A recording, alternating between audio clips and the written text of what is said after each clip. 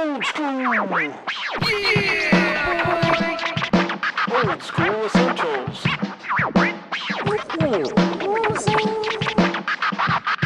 The further adventures of the Thunderous Fury. All right, it is the Further Adventures of Thunderous Fury session 88. Time for the recap. We were trying to skirt the outskirts of that strange field without entering the strange forest when Sir Rickon looks up and warns us that something is coming and we should run, run, run, run, run. He says they're invisible stalkers, although I've never heard of anything like that. So we start running, but of course Sir Rickon is playing the noble fool and gets downed. Well, I look to the person who is knows how best to survive, being, of course, Clintock, and he decides to go back with Sir Rickon, and I do owe Clintock, so I have to discharge that debt rather than take it into the afterlife. So indeed, we go back after Clintock in order to try to rescue Sir Rickon, and it turns out that maybe we shouldn't, because the invisible stalkers are just that bad. They are indeed invisible. They do terrible things to you when they actually hit. For example, in the middle of combat, they actually apparently killed Boots. We heard the scream and haven't seen him since. And a couple of us went down in combat, but fortunately, one of the others had some natural, interesting healing remedy, this wine that brought us back up. And then finally the turning points were Jeremiah managed to entangle them, which kept them from attacking us as easily, so we could do a couple of hits. And then Clintock managed to land some oil on them, which burned them a bit. And we finally put them down, even though it was a terrible fight and we were all seriously injured during that time. We collect everybody and everybody's up and walking. And of course, we have defeated the Guardians, so we deserve the prize. And obviously the prize is at the center where those dolmens or standing stones are. And we go up to the standing stones, and I cannot for the life of me decipher the various looks, but it's not even all natural or all personal. There's a king with crown, a gaunt man in robes, a stag-headed humanoid, and various other strange things, but none of the standard iconography one would expect. And not only that, there's a bunch of bees in the middle, but again, they're not attacking us, so we must have the right to be there. I try to get my prize from the stones, but that doesn't work. The stones don't react, but instead the bees start coalescing into a guardian, like a outline or figure built out of bees. And when I tried to claim the prize, he cheated. I tell you, he has cheated out of this and stated, "You trespassed. The prize is, I do not kill you." And he teleports us into this terribly deep mud pit. After lighting torches and looking around, we see that we hear the same cart that we heard earlier and find out that they are dumping bodies in, because there are indeed bodies in the pit with us. The pit is far too deep for anybody except Clintock to climb out. He goes up and checks and reports that it's at least 70 or so feet deep, and so the rest of us are looking for a way out. And at first we thought we would have to fight our way out because we saw Shorthorn Bragles coming, but they ignored us. It's like they were alive, but something had taken over their will. Perhaps they were possessed. But in any case, they wandered around without fear of anything or of us either. But the whole setup was strange. There is some sort of spell or symbolism. We kept coming across clusters of 3 strange objects, some useful and some trash. And we took some of them, but again, there was no coherent symbolism or iconography. It's like somebody decided to just throw random junk and confuse me. I don't understand what's going on. So again, Clintock took the initiative to scout ahead and goes one way and sees some strange animals and comes back and says there's no easy way out without going through the strange animals. So we go a different way. And as we're poking around, we start coming across really strange things. Like it turns out that the original things he looked at were boars with antlers, but were somehow translucent and malleable. And then later on, we come across a vibrating hairy bull with spikes that's chewing on one of the bodies that was thrown down, because apparently the possessed Bragels are wandering around dragging the bodies to the animals. We come across a place that is pouring out mist that doesn't seem to do anything. We poke around and wade into it a little, but it doesn't seem to be doing anything, except the direction the mist comes from has a distinct like snoring or sleeping sound. So we decide to avoid that for the moment. Our next strange encounter, and truly there must be a devious mind in all of this, is like headless turtles with spider legs come crawling forward. So we generally try to avoid those monsters. Then we come across, strangely enough, a waterfall coming out of the wall, like in the color of gold. And we try to collect some, but it doesn't look like it's real gold. It's just an illusion or something. Maybe some sort of greed trap. I don't know. But we hear voices and moaning, and come across later a corridor full of bloody water and streams. Their bodies laying in the water and bodies stuck in the wall. And one of them is talking. He's still alive, but I don't trust him because he is probably more of these possessed, or at least he is at a minimum cursed, because he is stuck in the wall. But he introduces himself as Arthur Dunville and begs us to take him out. Clintock, of course, begs off and says that we will find the entrance and come back.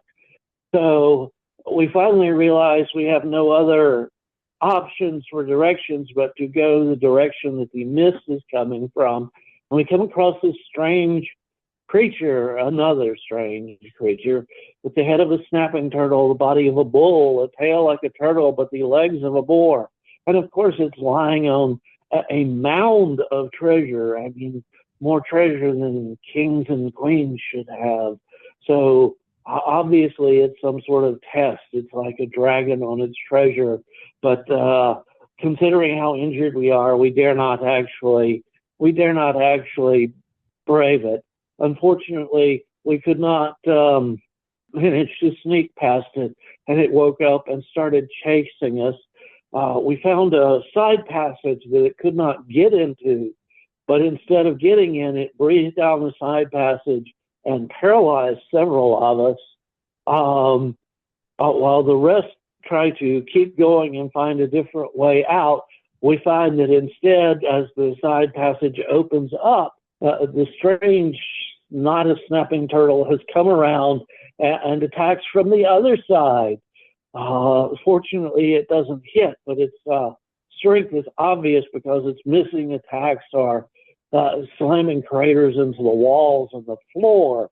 And so the ones who are still unparalyzed manage to rush back into the side passage. To make it worse, we hear Bragels coming in. This time, instead of ignoring us, they're carrying spears and shields. They are attacking us.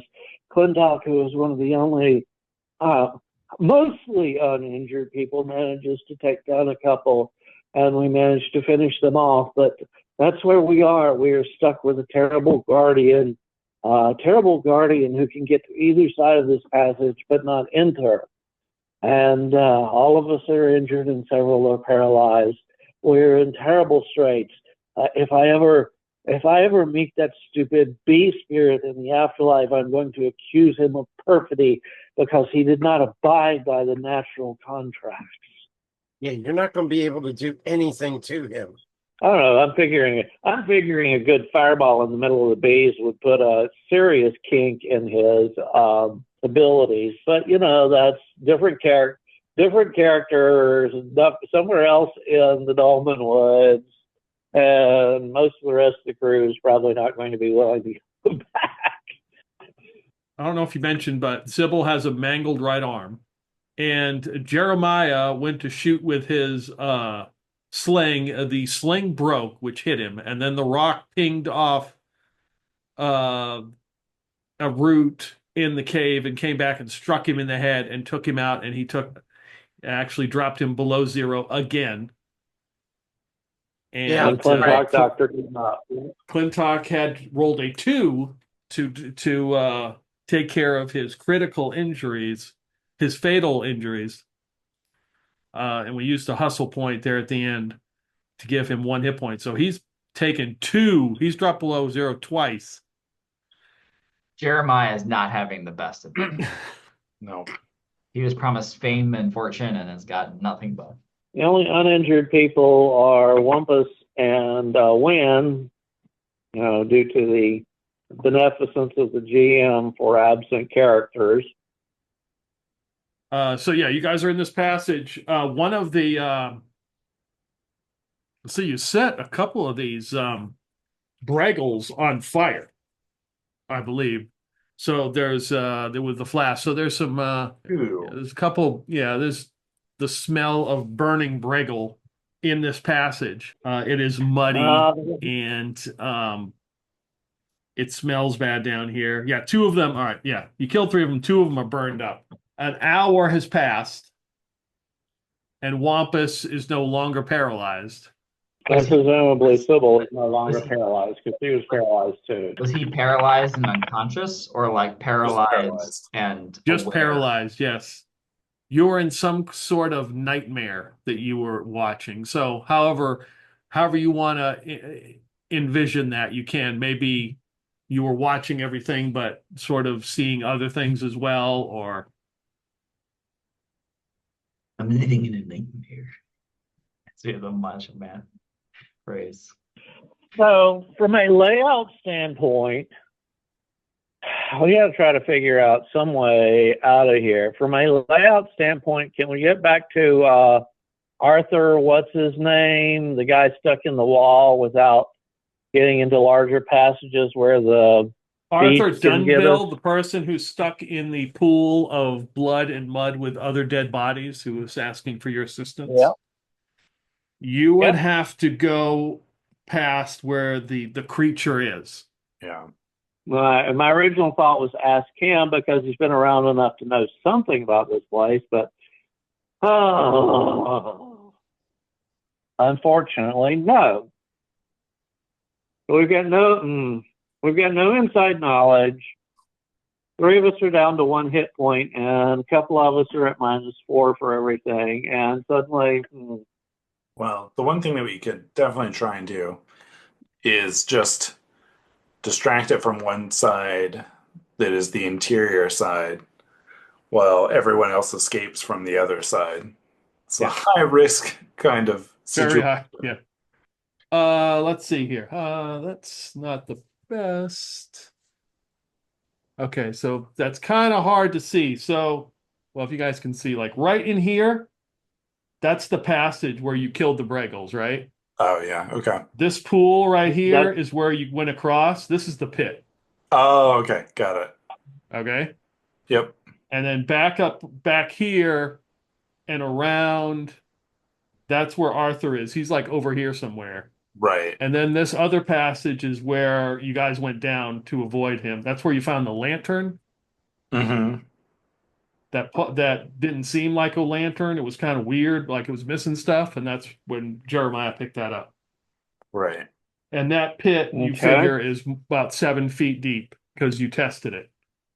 Is the pit just the area 7 or topograph 7D? with the topograph going downwards, or is it the whole, like where the mushrooms is like the whole This thing. is at the bottom and it goes up like Okay. 70 feet. Gotcha. So Oh. it's like that. So this creature obviously is in here, and he's scooting down here where you guys are. Yeah, Yeah. like you guys are going here, he's right there. You guys are going down, he's like right there. If that makes Yep. sense. But Okay. we don't know of any corridor that leads to a way out, except the pit itself. Right. Yeah, you could get your way back to the pit. You would surmise that pit is about 100 feet. Clintock climbed up it and checked it. That's where they threw the bodies down, and the Bregals came and got them. You're so screwed. I can throw an illusion. Can throw a couple. How best could we use them? This is me getting kind of into it, and so Yeah. Right. where So do your illusions do sound also? I don't know that the creature is intelligent, but if it is and it's a mummery show, it's not going to be fooled for very long. it's a visual, it only works visually. Yeah. There's Okay. So what I'm seeing is a possibility is a two-stage operation. Somebody distracts the creature at the furthest entrance from the pit. While we give all our rope to Clintock, he climbs up and ties the rope at the top and drops it down for the rest of us to climb. Then once that is set up, we again keep distracting it at the place furthest from the pit, and one by one climb up, stealthiest first, and in the very last step, leave your illusion as a distraction while the last person leaves. That gives us, honestly, the last person, unless they are incredibly stealthy, is unlikely to get out. But that gives at least some of us the option to get out. well, I can make that work. Tell me what I should do and when I should do it. Do you have any spells left? Do you have an entangle left or I a have fairy fire? Fairy fire. Well, that is still, it's still good. It would, since it limbs the creature in light, it would give us a little warning if it started moving around. Doesn't it give you +1 to hit too, or something like that? +2 to hit in dim conditions, which this is pretty much dim conditions. So, but fighting this thing is probably a fool's game, because I mean, we were we were watching this thing like cratering the walls and floors when it was missing it. If the caster is below 5th level, a single object or creature of approximately human size or smaller can be affected. It's not human size, is it? Is it larger? Yeah. Definitely large. Mm-hmm. Yeah. That's fine. We don't need to hit it. You just need to distract it. We just need, right. Is there Or, anything else around I could cast fairy fire on that might distract it? The only creature or object? Is it creature or object or creature? A single object or creature. So you could cast fairy fire down a corridor on an object of some sort as another distraction for when it, when it realizes it's being bothered, or when it realizes it's being fooled. And hopefully it would go for the fairy fire first and not us. And Jeremiah is an otter. So I can't remember where that pool of water is. Is that going to be close to where we're going to have the rope to get out of the pit? Not particularly. Okay. Well, yeah, there's two exits. There's one that's the original pit that you found yourself in, which the pit is about 100 feet tall, which Clintock showed that he could climb right up. And if you had enough rope, you could tie a rope, up at the top, or you could try to escape out the pit that you have seen. That's past the like pool of water at the end. It's like a 70-foot incline. So either way, it's going to be a ridiculous climb. We're going to need the rope either way. Yeah, which way are we going though? Are we going towards the original pit or towards the incline? I think the incline makes the most sense, but because then we don't truly need the rope then, do we? I mean, are there going to be skill checks for climbing on that incline? the rope probably would speed things up. Yeah. Yeah, it would. If you are doing things in a hurry, it will be a check. And you got to remember, it's been raining and everything's muddy. Yeah. Okay, so it'll help us keep our feet and things like. Okay. Yep. Yeah. Although I think that Jeremiah might be quite at home in the mud. No, that's true. I mean, he can just get on all fours and gallop. He'll probably be fine as far as that. You can be one of the last if you want, but it's gonna be a shit show. But like I said, I think prepping, having the sneaky person prep the way out is probably the only way. So we've got 2 distractions. We've got illusions and fairy fire that we can throw on something. Plus, we can pepper it with arrows, but we don't want to drive it away from the entrance that we are holding it at. We want to keep it there, so maybe not actually attacking it. But what is the creature? Have we seen it? Oh yeah. It's this bowl creature with snapping turtle head, if I remember correctly. It was like a multi-part. Mm. It was a combo of many. And boar legs. It had the body of a bull with like boar's legs and the head of a snapping turtle and the tail of a snapping turtle. We must have violated some sort of taboo with the bee guy. He did, quote unquote, let us go, but this is not exactly letting us go. This is letting somebody else kill us. So, Wampus, how long do your illusions last? Assuming that they fall for it and do not register it as an illusion, they can last. It lasts 1d4 rounds or 1d4 turns, 10 to 40 minutes. I can't guarantee what. Depends on how the gods of illusion are a given moment. At some point when we start sneaking characters out, I propose that the illusion be, several characters just sitting down and trying to sleep within view of sleep or rest within view of the creature. That way they're not expected to be very noisy, and it won't necessarily break the illusion if they don't make much noise, if you just have people sleeping.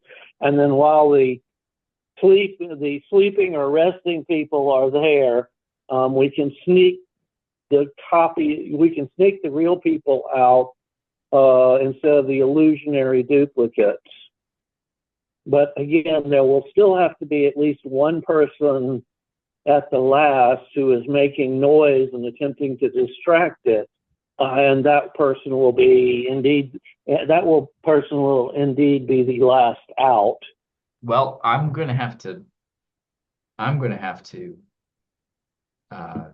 maintain the illusion to some respect. So I'll need to be towards the back, but not necessarily the last. All right. Well, unless anybody has any better ideas, I guess we need to get on this. She will open up her pack and hand 50 feet of rope to Clintock. So have, in addition to whatever you normally have, another 50 feet of rope.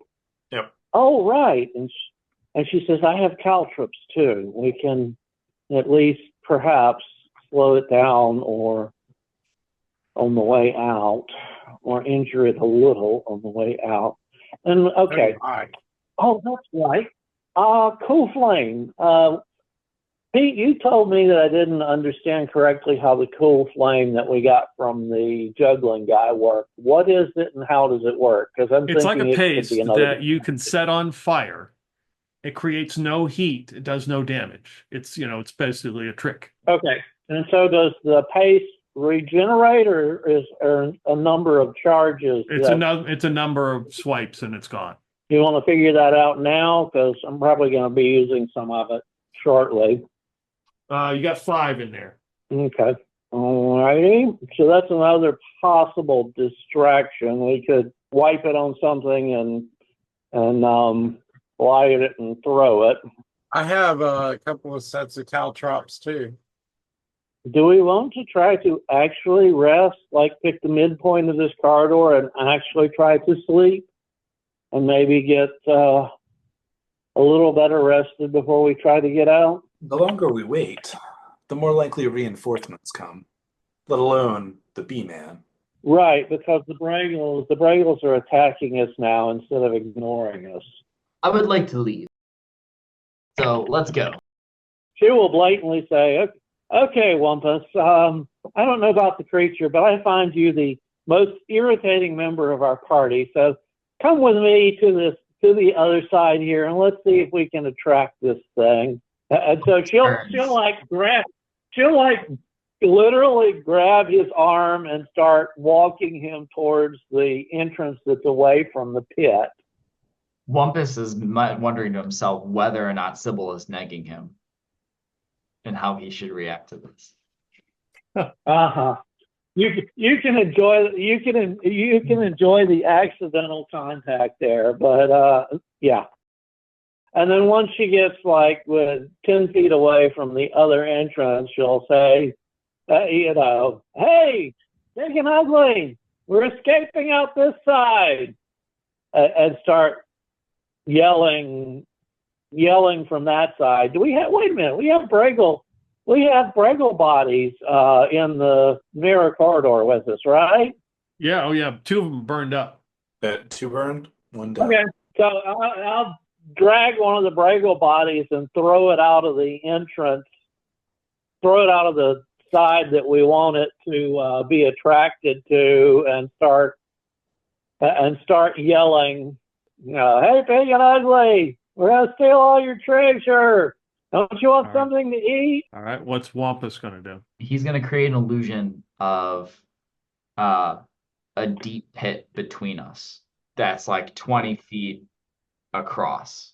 It says a 20-foot cube area, so a 20-foot cube of just like a deep hole, like between us. Sybil will turn around and say, Clintock, when I start calling it a turtle bore, that's just in case this thing understands language. That's when it's in front of us, and you can hopefully sneak out the back side. If I'm saying anything, if I'm calling it something else, then we don't see it. So, yep, start making a noise and distraction when we put out a body for it, and Wampus has created his distraction, so let's see exactly what this thing is. Hey, big guy, what are you? Yeah, so when you kind of like get up back at the end of that passage where it opens up to like where you can go to all the other passages and peek around, whatever light source you may have will faintly reflect off the ginormous mound of treasure that sits unguarded in the hallway. As Wampus will create the illusion of a big pit with the body laying there. And then what are you going to do, Clintock? I'm going to sneak out the other way with my now additional 50 feet of rope and try and head towards it with like the pool and get as far across as I can. If necessary, I'll like pick up clumps of mud and throw it at the treasure, because I figure mudding, hitting it is going to make some sort of noise that should attract the thing. You big ugly piece of meat, we're going to steal all your treasure, and throw mud at the mound of treasure. And I'm also going to be attempting to move silently. Okay, so you've got to cross some water. Yep. Some blood, mud, water. So give me a strength dex roll under that. I think that's what we did before. It's just you. Success. All right, yeah. So yeah, you kind of wade out, look out into the passage, wade out, and you guys hear this noise. And this creature comes down that hallway, starts moving down, slithering along, banging up against the side of the wall of this cave, and stops like right at the pit and kind of sniffs a little bit at it, looks at it, kind of it's like it's trying to like looking. Hey, you stupid turtle boy! You can't get us. All right, so Clintock, you this thing takes off, and you're at the base of the pit. You're gonna run across. Yeah. Okay. There's like bones, and there's a bunch of mushrooms and stuff growing at the bottom here. Okay. There's a little bit of light. It's not raining right now. There's a little bit of like it's partly cloudy, so a little bit of moonlight hitting the ground, so you can kind of see. And there's the random items stuck in the mud, like broken shields or swords or a random boot. Okay. If there's anything like obviously good for an anchor, like a sword that looks like solid enough but isn't like huge, just like a normal short sword, I'll pick that up as I go to use it as like the anchor for the rope. Okay. So as you run across the pit and you're heading up, you're moving? Did you say move silently? Is that what you're doing? Yeah. Okay. Go ahead and roll. All right. 13. So that is success. So you're moving there. You hear faintly a voice it sounds like the top of the pit. Oh, okay. Clinto, are you down there, Clinto? Shut up! Can I see whoever can I see an outline of a human being or anything like that? You see what looks to be a human person. Okay. At like the top of the pit, kind of like they have a torch. There's some light behind in some bushes or something. He's like, "There's a rope right there," and you can see him pulling like on a rope that is like comes down about 40 feet down the pit. So there's like you basically have to go up 30 feet to get to it. Yeah. And he's kind of like shaking the rope a little bit. All right. So what I'm going to do is I will give him the thumbs up and then a very exaggerated like finger over my mouth kind of thing. Like do this multiple times as I run up towards the end of the rope. Do I make it to the end of the rope? Just give me a climb sheer surfaces because it's muddy. Oh, yeah. We'll just do that. 24. Yeah, so it's muddy, slippery for you. You're able to climb. You grab the end of this rope. Gonna tie the 50 feet that I was given to it. Oh, okay, yeah. And then I'll give it a solid tug. Okay. And then wrap the rope around the sword and then pin like with the joint basically into the ground. So it's like okay. So it's like an anchor point. Yep. And then I will head. Leave us all. No. You can get rid of all the dead weight right now. Just leave us. Well, no, Clintock is contemplating whether now is the right time to try and steal treasure or not. The treasure room is where we are keeping its attention. Oh, I thought it's away from the treasure room towards the end of the... No, it's like right next to it right now. Oh, okay. Well, never mind then. And if I see you trying to sneak behind it to grab up treasure, she's going to be so pissed. She might not give up the game, but she's going to be so pissed if she sees you trying to grab treasure instead of get out. I will just come back to the group and let them know that it is done. I will attempt to sneak back. Okay. Again. That is not a success. So I am okay. So yeah, it's very muddy, and you can hear the footsteps are in mud. Yeah. But yeah, you've tied the rope. You know that there's somebody who actually knows your name. Yeah, I don't know who it is, but I'm not worried. Who has thrown a rope down for you. Yep. And you're making your way over to where that water is, where you have to cross the water to get inside. So Sybil and Wampus are right at the edge of the end of the tunnel, and the creature is 20 feet across, looking at the pit, realizing that it can't get across this pit for some reason. Are you guys doing anything else? Well, I'm distracting its attention, just yelling, throwing mud, nothing to actually injure it, but making sure it's still irritated. And there is a Braggle body in there somewhere right in front of it if it decides to get the munchies. So basically you're taunting it. Yeah. Okay. It doesn't Whatever take that kindly works to out. your taunts and throwing mud, and rears back and blasts forth that mist once again, and you get to make a save versus paralysis for you and Wampus. God damn. See, this is paralysis. This one. Watching this thing breathe so damn often. Oh, Fucking A. is it have to be above? You got to hit it. He hits it. You got to hit the number. This is the hit the number. Nice.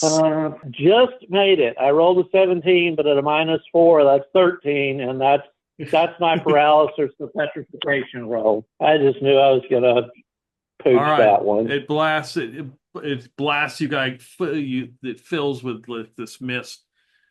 Disgusted, it kind of crawls back and moves up onto its hoard of treasure and peers over to where you guys are a couple times and is guarding its treasure right now. What Clintock will do when he gets back to the group, he'll come up behind after this breath attack thing.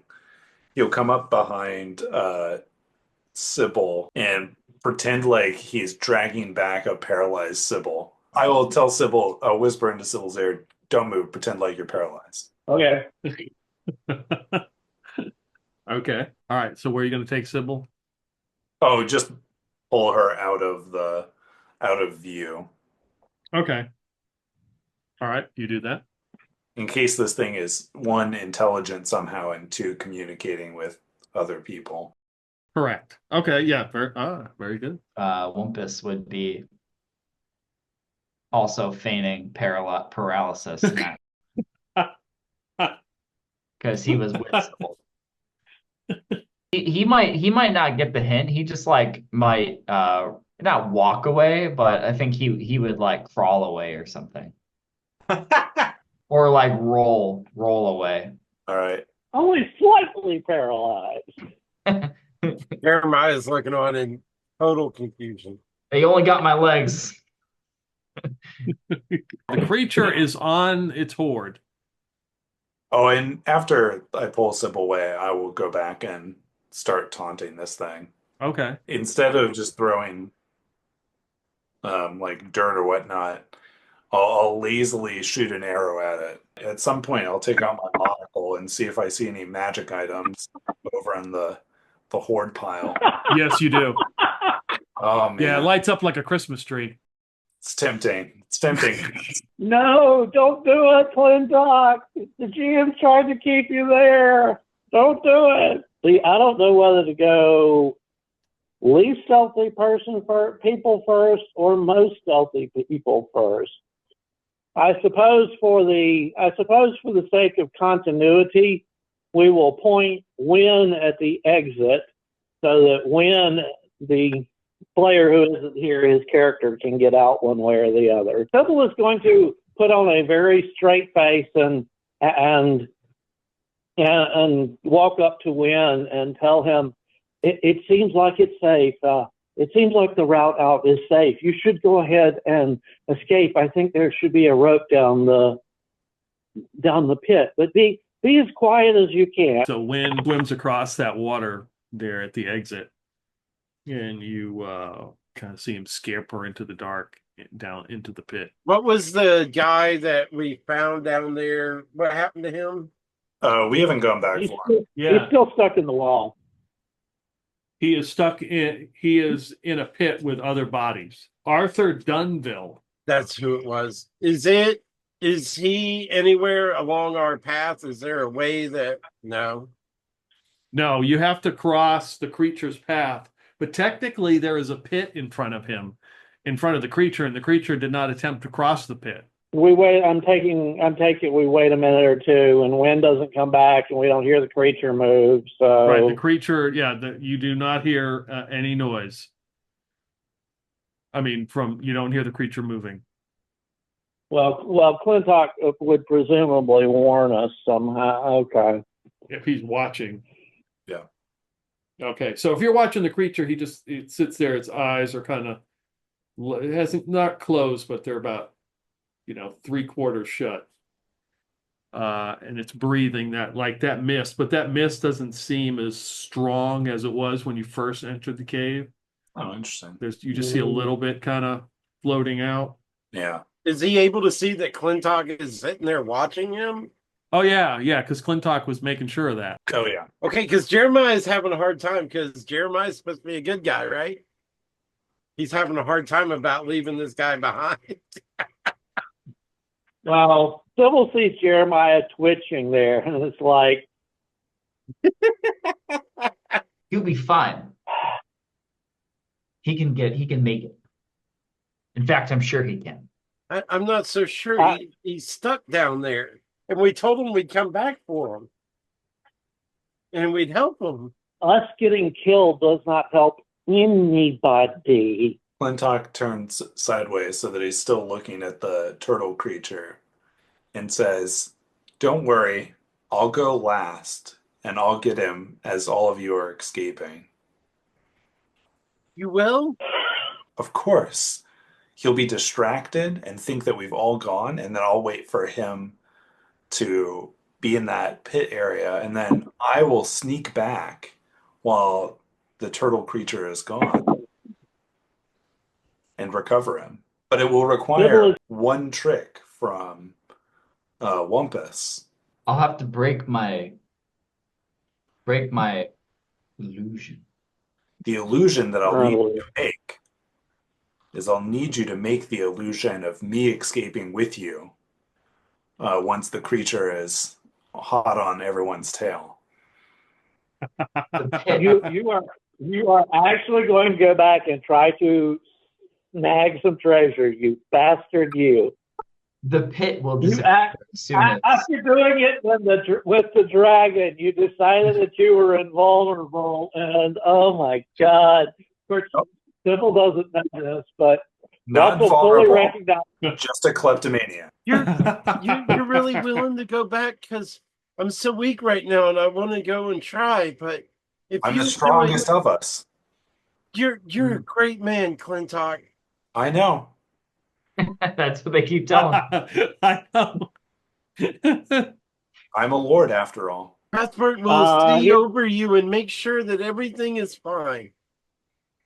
It's the will of Cuthbert. Blessed be. Here's what I'm seeing as the next move. You have Jeremiah. You still have a fairy fire, right? Yeah.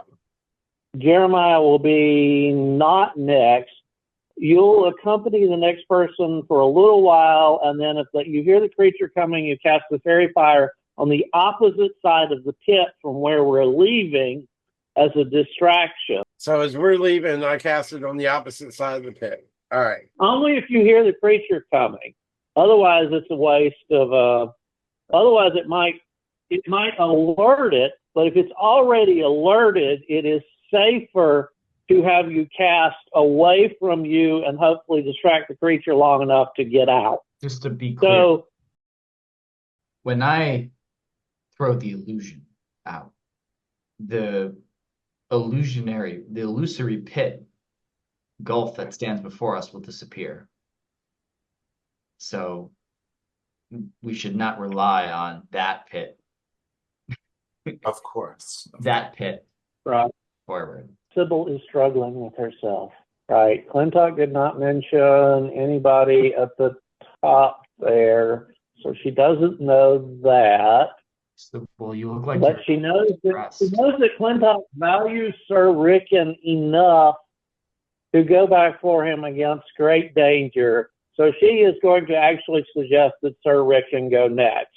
Strangely enough. That plus the fact that she's closer to Clintock and she trusts his survival instinct. So yes, Sybil is actually going to suggest getting the temporary NPC and the actual NPC out first. It's okay, Sybil. I see you're distressed. I'm gonna be okay. Well, We'll make this out. We'll make this out together. let's see if Sir Rickon can get out without screwing the pooch.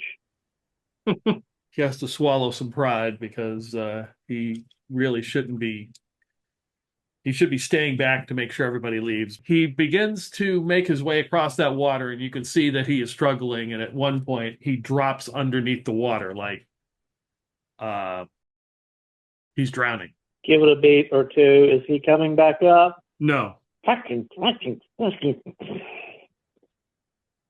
Oh, Jeremiah, I can't swim. Can't swim well with this arm. Can you see if you can rescue that idiot? Yeah, I go and I try to help him. Absolutely. Give me a roll, dex or strength. All right, let's see And here. roll under, and you have to add 4 to it. My strength is 13, my dex is 10, so it'll be a 13. I need a low roll here. Now, last time I relied on my low rolling die to give me a low roll, it gave me a nat 20. Let's take the dunce cap off of it and see what happens. 9 plus 4, 13, and my strength is 13. Jeremiah's having a hard time like grabbing him because Rickon is in plate mail and he is badly injured. So he's like, you can see Rickon's arm come up to the surface one time, and it's kind of a cluster at this point. Yeah. God damn it. And I whistle for my bird to come over there and help Yes. pull on his arm too. Okay, yeah. The bird swoops down. Get the fuck out.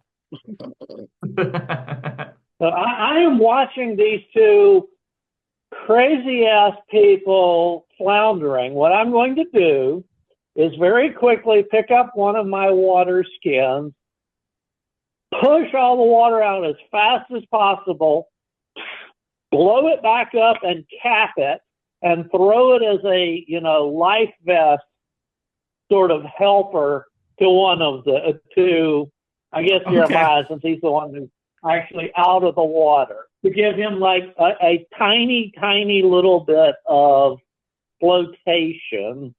Yeah, Jeremiah, if you want to make another roll, be a -2 this time. We'll get a +2 for this. Let's see what happens. Stop screwing me over, die. That is a 3.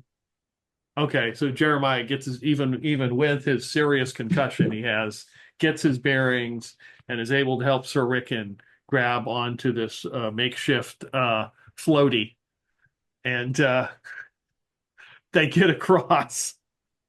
And Rickon gets out of the water soaking, spitting up mud, and coughing and hacking. And making goddamn noise. Damn it. Clintock, you see the creature open its eyes and turn its head towards the other end of the cave, like it heard something. I will shoot an arrow at it. Okay. With a 19. That is a hit. There's no negatives. Right. 4 damage. These regular arrows? Yeah, this is just a regular arrow. Okay. I will yell at it. You turtle bird creature, whatever you are. I see you. You'll die by my hand eventually. It looks up at you. The arrow kind of hits it, doesn't seem to affect it much at all. Yep. It almost gives like a knowing smirk. Like it seems fairly it seems to have caught on to your particular ruse. Like it's a lot smarter than you would anticipate, and makes a beeline for the other end of the cave, and we roll initiative. Oh, snap. Oh man. I rolled a 6. Whoa, not me. I should not roll. Are we minus for initiative too? I mean, Yep. I should not be rolling. -4 on initiative is like death, especially with a freaking 6. 5 plus 1, so a 6. Nice. You're up first. Clintock, you get the impression this thing. I mean, it's headed towards the other end of the cave, so it's bad news. Yep. I hope my shouting alerted people that it is coming. Okay. And I will make the choice as it makes a beeline Yes. and is not facing in my direction Correct. to put in my monocle and make a beeline to the treasure pile. Correct. Running across the illusionary pit. Yes, you absolutely can do that. I'm going to be following him, however far behind I am. I know he dragged me a little ways down the tunnel. Jeremiah, you hear that this thing is coming. You can hear it moving down the passage. Okay, I have a question. All right. Does Jeremiah think this thing is very good at climbing? At climbing. I mean, I can make a roll for it. I just don't know what my judgment would be like about it. Because I'm thinking of a turtle-like kind of creature. I'm like, I don't imagine turtles being able to climb up pits or being able to use a rope or something like that. Yeah, if you would guess, it probably can't get out of this pit. You would guess maybe. I mean, it's really muddy and heavy. It might take a little bit of effort, but it would slow down. And we're 100 feet away from it. You mean from what? From where they were originally, from where it's taken off in its treasure room. Let's see. You are. Yeah, it's about 100 feet. Yeah. Okay. And I've just gotten over to the other side here with my bird, got Sir Rickon out when this thing comes running. Yeah, you're out of the water. You're out. You've gotten out of the water, and you've got to go across the pit and up. Okay. Wind's already up. Sir Rickon's getting ready to go out. Sybil and Clintock and Wampus are back behind me. I see Sybil following Clintock. Or do I see Sybil following Clintock? No, you wouldn't see anybody. You wouldn't see Clintock or Sybil. And how far is it to? Can I see the rope? And how far away is that rope? You can get to the rope this turn, and then the next turn you can be able to climb the rope. Can I move and cast my spell? Or do I have to cast my spell only when I move? What do you try to cast? Fairy Fire? Yeah. So you're going to wait till it pops out of the thing and hit it with Fairy Fire, or are you putting Fairy Fire on something else? I'm putting it on the far side of the pit. Gotcha. Oh, yeah, you can do that. Yep. Picking something on the far side of the pit. So I shove Sir Rickon. Okay.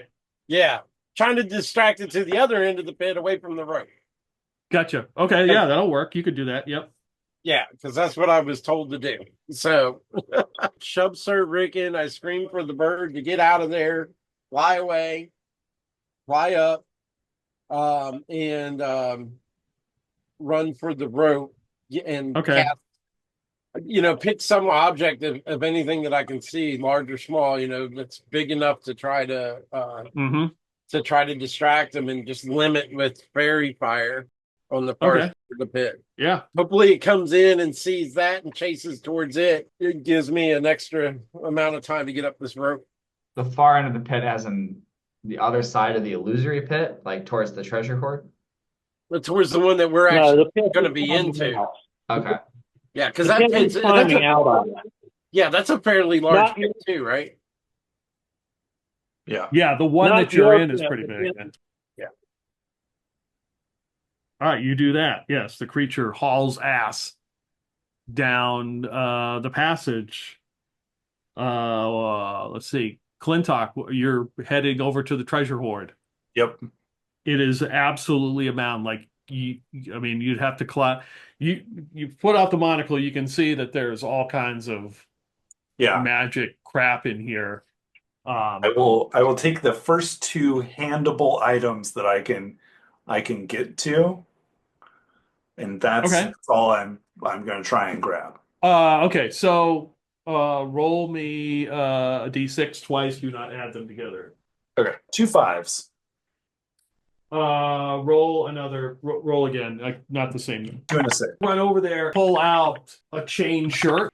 A piece of. It looks like a ivory tusk. It's got scrimshaw on it. How far behind him am I?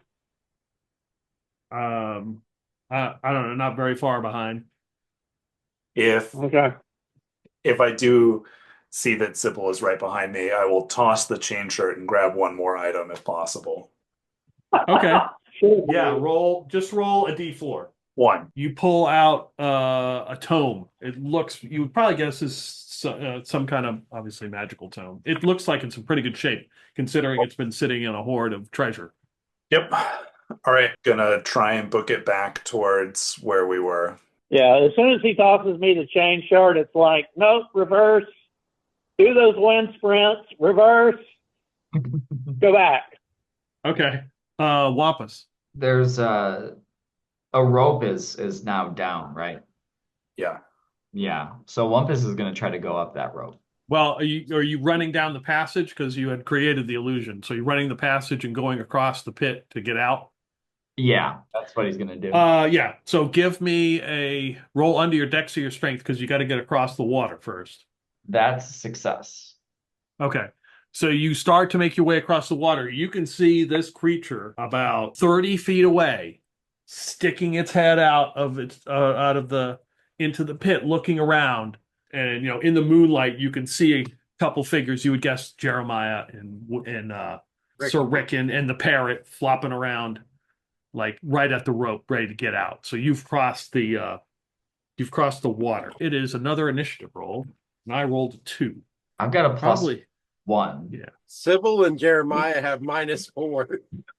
Oh yeah, that's right. I have a -2, so it'd actually be a -1 for leg disablement. Oh no, that's right. He still succeeded that last one though, because it was a 3 on the die. So Okay.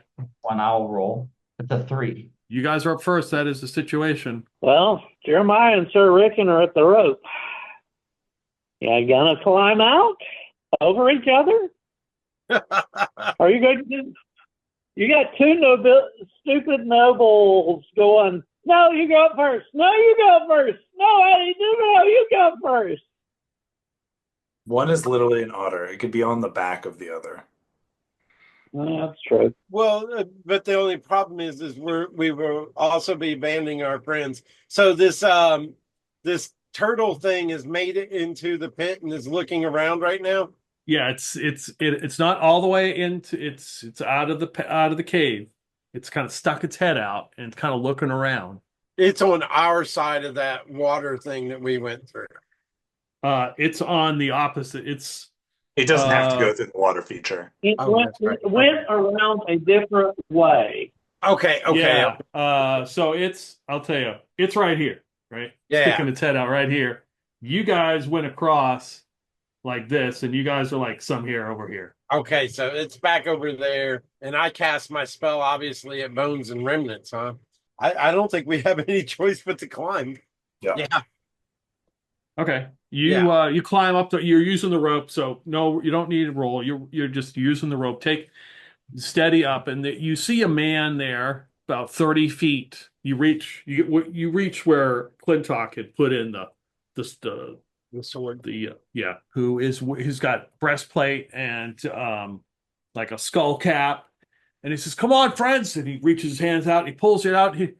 Oh, good, and he kind of gives you like a double take because he's helping an otter. How many more are you? Did you find any of my crew in there? What was that guy's name again? Arthur Dunville. Arthur Dunville. Was Arthur Dunville your friend? Oh, yes. Is he still alive? He was the last time we saw him, and there's my friend Clintock and Wampus and Sybil. They're down there, and they're supposed to be trying to help him get out. Oh, praise the one true God, then. All hail Cuthbert. So, Wampus, you run across the pit there and get to the rope, and you can see them ahead of you in the moonlight. You can see this group being helped up the rope. Yeah, he's gonna try to climb the rope. Yeah, no, there's no roll required.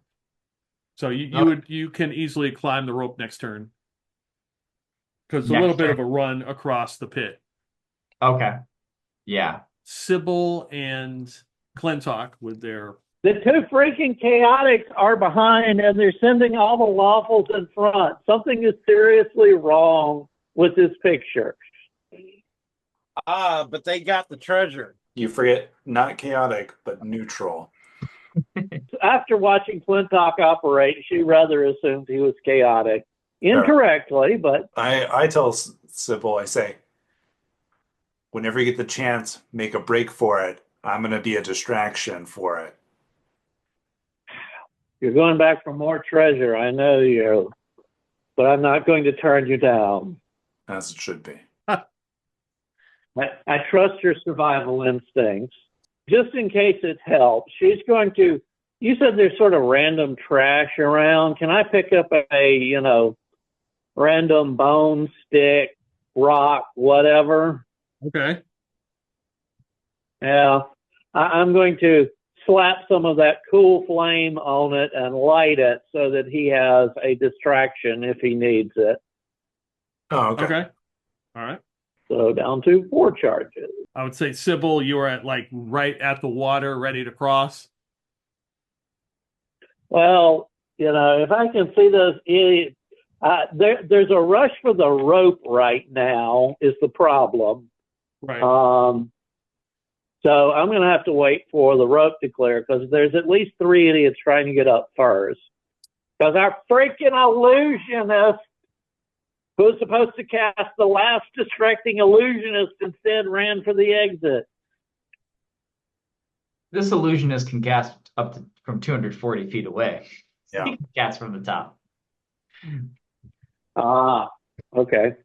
He just She wanted to doesn't know be that. out of harm's way.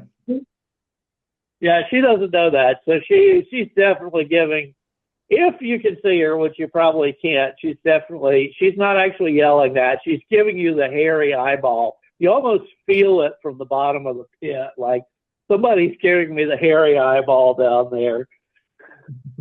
Okay, so the creature looks around. It spots some item in the pit that seems to be glowing with some sort of magical energy, and kind of snorts at it, and then turns immediately and heads in the direction where everybody has run across, and bolts across the pit, and now sits in between where the rope and the pool is.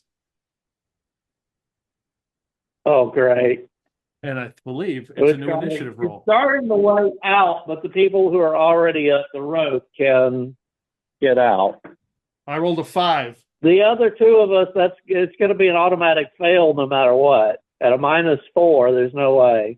Yeah. All right. So it sits it's in between, basically, it's in between Wampus and Sybil. Yeah. Right. Sybil goes, I'm going after your horde, you stupid piece of shit, and turns back and says, turns back and looks at Clintock and says, it's waiting for us. Do you want to try another run? Clintock at this opportunity shrugs, and then moves back across to the horde. Okay. All right. Well, before you guys go, it will go. Oh, right. Yeah. So I guess depends on what happens here. Yeah. So it makes a beeline for a Wampus right there at the rope. Oof. It comes with its huge, horn in the front and attacks you with a 16. That's a hit. Oh. You take you can 9 use damage. What? You can use your hustle point to force a reroll if you want. I mean, if it's a 16, that's a +8. I have an AC of 11, so it's no. it is very very likely to not matter. Yeah. It's 9 damage. Wampus has hit the drink. Oh no. Oh no. He only has 7 HP. Oh. So you're at -1? Yes. Okay. It was close. In disgust, it turns and smashes its tail into Wampus, and Wampus sort of swaps into the mud. It is your turn. Clintock and I are hearing smacking sounds from the other end, right? Yeah. Bibble goes, after you. Round 2. Die rich at least. Yeah. Clintock says, why not? And then runs back and then grabs what he can as far as magic. Yeah. Give me a D6 roll. 1. You pull out a shield. It's got a dent. It's kind of dented, Okay. but it is definitely magical. I hand that to Sybil. And the same answer. As soon as he hands me one thing, I'm booking it back to the Okay. All right. because I was behind him anyway. That's good enough for me. But I will be obviously with reasonable ability to like duck into the tunnel way, but where I can see where this thing like left from and where it can see me as soon as it like rounds the corner back through into the tunnel. Are you heading down where it came in? No, I'm gonna wait basically so that I'm like in that like nexus area where it's obvious that I'm standing there. Close to the narrow passage, Gotcha. but Okay. not in Yep. it. Yep. So he can bolt for the narrow passage if this thing pops back in. Yeah. Two stupid noble people sitting right there, and they have just right at their feet seen Wampus go down and get slammed into the mud. What you gonna do? Go on, Rick, and get him picked up here. I'm not that strong. No. There are no bubbles coming from Wampus's face down in the mud body. After the attack, what has this thing done? It's like it hit Wampus. He flew, hit the ground, and then it turned and smacked its tail, and the mud flew up. And you don't even see Wampus. There's just an imprint of its tail, and it kind of turns and looks at the rest of you that are 30 feet up the pit. So it's got its eyeballs directly on us right now. Yep. I don't think we're going down there while it's in that pit. I think you get to escape. Congratulations. Yeah, it's 30. We're 30 feet up, and it's looking at us. Like if we go down there, it's just going to smack us into the mud as well. Wampus wouldn't. He wouldn't hold it against you for leaving him behind. We're not leaving him behind, but we're not running down right this second. We're sitting there stunned and undecision, and waiting to see what happens next. When I used my lay on hands last session, did I or did I not only use 2 points of it? I don't know. I thought I remembered using 2 points to get them back up to there, so I would have another 2 points to be able to get. That's fine. But I didn't make a specific note about that. Okay. No, that's fine. I'm cool with that. 2 points. Yeah. Okay. Yeah, he's just going to have to wait for now to see what happens. He's hoping that the creature gets drawn out of there again or something, but unless our friend up here has any ideas about something to do. You don't have any, happen to have any fireball spells or anything like that, do you? No, I don't. No cannons, missile launchers, hand grenades. Sir Rickon pulls his sword, and he begins to slide down the pit, like away from where you guys are, seeing if he can distract this thing. Oh, God. Oh. Tales will be told of your heroism, Sir Rickon. I know. The bards shall sing of your glory. So the older man in the skull cap looks at you, Jeremiah, and says, "You are you a healer?" I have a very small amount of healing available to me, yes. I am hoping that I can help my friend down there before it's too late. Well, if you're going to help Arthur, then I will help your friend. And he begins to make his way down the pit in the opposite direction of where Sir Rickon went. Golly, Pulls out his short sword. I begin making my way down the rope, but I'm going to try to stay out of the reach of this thing if I can. Okay. Maybe I go down 10 feet or so. Right, yeah, it's just kind of looking at you. All right, we go to initiative, which I believe would probably be one of the -4 people that was going to have to roll. Yeah. I rolled a 1, so there is an absolute chance that you can. Oh man. You want to take it, Russell? Yeah. You gotta roll I think a 6. you only got to roll a 5 or 6. Time. Come on. A 4 does not do it. So the creature kind of looks. It reaches down into the mud, and kind of scoops up Wampus and turns and moves over to Rickon and swings its tail to whack Rickon. Let me just roll. Yeah, that's a hit. Slams Rickon and he goes flying, tumbling down the pit. His sword and shield go everywhere, and he is just a clumped mass. Wampus struggles like a limp fish. It's more like a spasm than a struggle. But that's what he's gonna do this turn. Wampus, give me a D12 roll. 1. Wow, that is really good. Oh, it's either really good or really bad. Roll a D6. 6. Wampus is unconscious. He may have a concussion. Feels fitting that my characters just continue to get concussions. But Need you to did see if we not can get a. Wampus a helmet too. Or blood loss. I mean, we've all been there. It's concussion or blood loss minus whatever to whatever for however long. It's like, oh fuck. Jeremiah is not the dumbest guy on the planet. Nope. Got an intelligence of 12 and a wisdom of 10. He shouts down the tunnel, says, "The plan's working. It's here. It's distracted. Get all the treasure."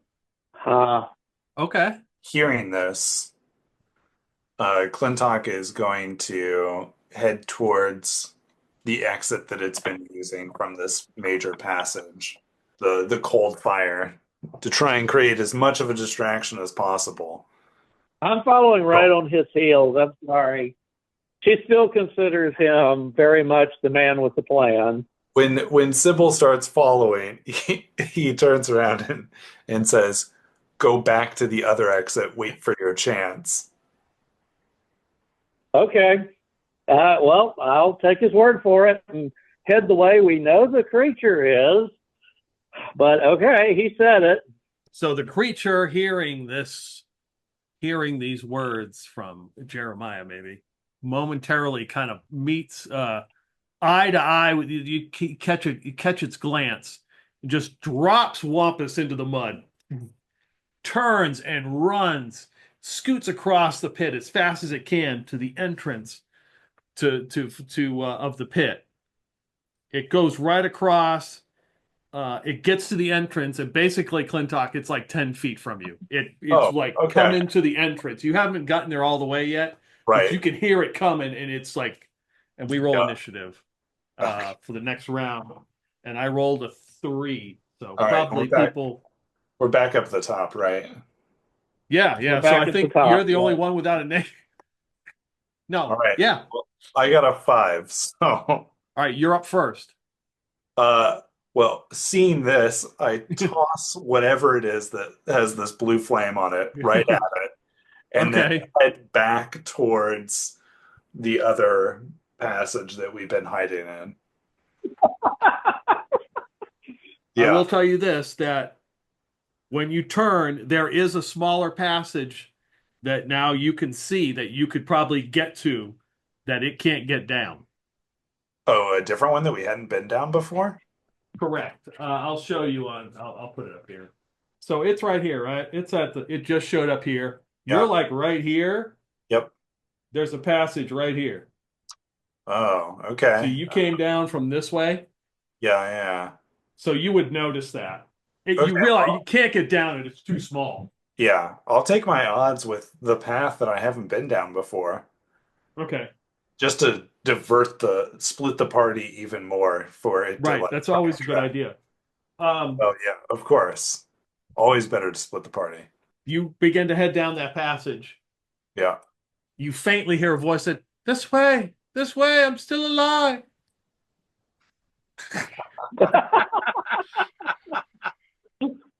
Coming from down that passage. Arthur there. Hope lies eternal for him, doesn't it? All right, Sybil, you're up. Or, well, yeah, it wouldn't be Wampus.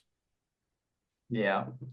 He told me to go out the planned exit, and I did it. How far did I get? Did I get to the must swim part of this? Yeah, you can. Yeah, go ahead. Give me a roll under your strength or dex to see if you can swim across, and +4 to your roll. So you should be fine. Oh, I should be fine. Yeah, right. No, that's 45% at best. Nope, rolled a 7, plus 4 is 11, my strength is 13. Ah, All right. Yep. You swim. You make it across. You are now in the pit. great. Jeremiah's left. Do either Wampus or Rickon look like they're moving? No, they are absolutely positively unconscious. Rickon's arm is completely trashed. He does have a fatal injury. He'll probably die within the next 3 rounds. To remove his fatal injury, it will take 2 magical HP. Wow. How about Wampus? Wampus is even though he looks in bad shape, does not have a fatal injury, and 1 hit point will get him to 1 HP. So basically, I have to sacrifice Rickon or Wampus because I've got 2 hit points of healing left. Well, Wampus will just be unconscious. He won't die if you don't. Oh. So I holler at this other guy, quick, grab my friend and get him up the rope. I'm going to go help this one. Okay, yeah, he comes running over. And I run over to Rickon and I lay hands for 2 points of healing. Yes, his arm is all mangled and twisted, and he barely comes to. And as soon as we can, I'm pushing him and we're running for the rope too. Yeah, you're just kind of dragging him across the mud because he's in plate. Yeah. The other guy's pulling Wampus across, who's covered in mud. The next round begins. I rolled a 6. Nobody can beat me because everybody's at -4. Yep. So the creature comes up to, well, the creature would have gone. It snorted at you, Clintock, Yeah. and bolted up the passage to check the horde. Okay. Well, everybody would hear the creature kind of roar, and then comes rumbling back down the passage and hits the entrance to the pit, sticks its head out, and looks pretty pissed.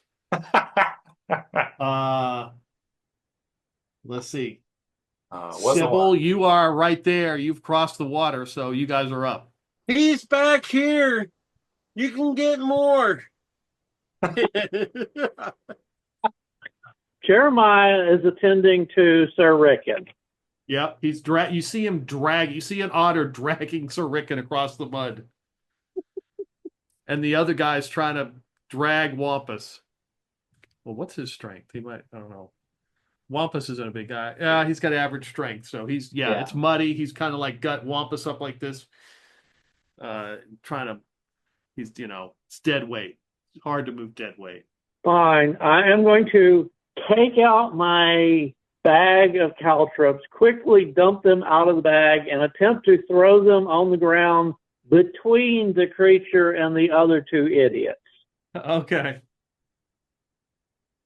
So you tell me what I need to roll or whatever, but... No, I mean, yeah, you can just dump caltrops. Yeah, you don't need to roll. I'm slinging them. I'm not going to close. I'm going to sling them at throw them at the area between those idiots and the creature, and then I'm headed towards the rope. Yeah, it's not really it's not very, very precise. It's just sort of in the general area. Okay. I gave them a chance as much as possible. I gave them a distraction or something that should hopefully slow it down or whatever. Of course, I don't know that it's only affected by magical, so we're shit out of luck. But I'm as far up the rope as I can this time. With one hand, pull, fight, reach, pull, fight, reach. Okay. Well, actually, yeah, Sir Rickon is helping because you did get him back to 1 HP. Yeah. So you're kind of dragging him along. He's like absolutely on death's door. Clintock, you're in this muddy passage. You can faintly hear the voice of what you would guess would be Arthur. Light a candle so that you can see me. All that. And then I throw him a length of rope that I have. Okay. Say, grab on the rope, I'll pull you out. Okay. Yeah, and he begins to pull on the rope and pulls himself out of the water and the mud. He's definitely been injured. He's, his leather armor has been ripped apart. He has no weapons. He's got scars and scratches and cuts all over him. And he kind of picks himself up out of you can see that it was like wet. There was a lot of water and mud and muck and just didn't have the strength to pull himself out. Yeah. Oh, thank you, sir. It's the least I could do. Your friend's waiting for you. No, the least you could have done was leave me here to die. Well, we said we'd come back for you when we found You the did. exit. You are an honorable man. And to prove it to you, we're going to get out of here alive. Well, that's the best kind. All right. But you got to listen to me. Do exactly as I say. Going to go back out. Barring the creature's not there, Oh, yes. I will point you in a direction of a tunnel. Just follow along. Keep the wall at your side. Don't go down the other side path. And you'll reach an open pit area. There'll be a rope to climb up. You'll have to swim across a pool, but that's how you're going to get out of here. I will go to a different exit and distract the creature. Ah, And then once you you're are. at the top, I'm going to need you to distract it. Yes, whatever you need, sir. All right. Here's the candle. You lead the way. Okay. So he heads back down the passage that you went down. Yeah. You get to where you would come out into that bigger passage where the creature was. Mhm. And you see the ass end of the creature right there sticking out. All right. Let's see. What is it going to do? It's got all these people trying to make their way out of the pit. Does it want to get food or does it need to check on its treasure? That'd be the question. Good question. How hungry is it? Yeah, that's a good point. It kind of snorts a couple times, backs up. You guys are in that little passage, sort of have to back away because it crams right up and kind of turns around and runs back up that thing, back up to where the horde is. Oh, okay. Well, I would have roll initiative. Let's see. Let me roll. All right. I rolled a 4, so I would go. Okay. It gets quiet for a second, so I'll let you go. You heard it go up it probably went to its horde, so you heard it go up the passage. Okay. I'm going to tell Arthur, right? Yeah. Do exactly like I said. You're going to run for that entrance to that tunnel. You're going to keep going. You're going to get to the exit. You're going to live through this. Trust me. I'll make a distraction. You just got to sprint as fast as you can. Yes, he takes off running. And I wait for him to be the bait. Okay. So he goes running for the big exit. He's got the candle, right? Yeah. Yeah. He runs as fast as he possibly can in his condition.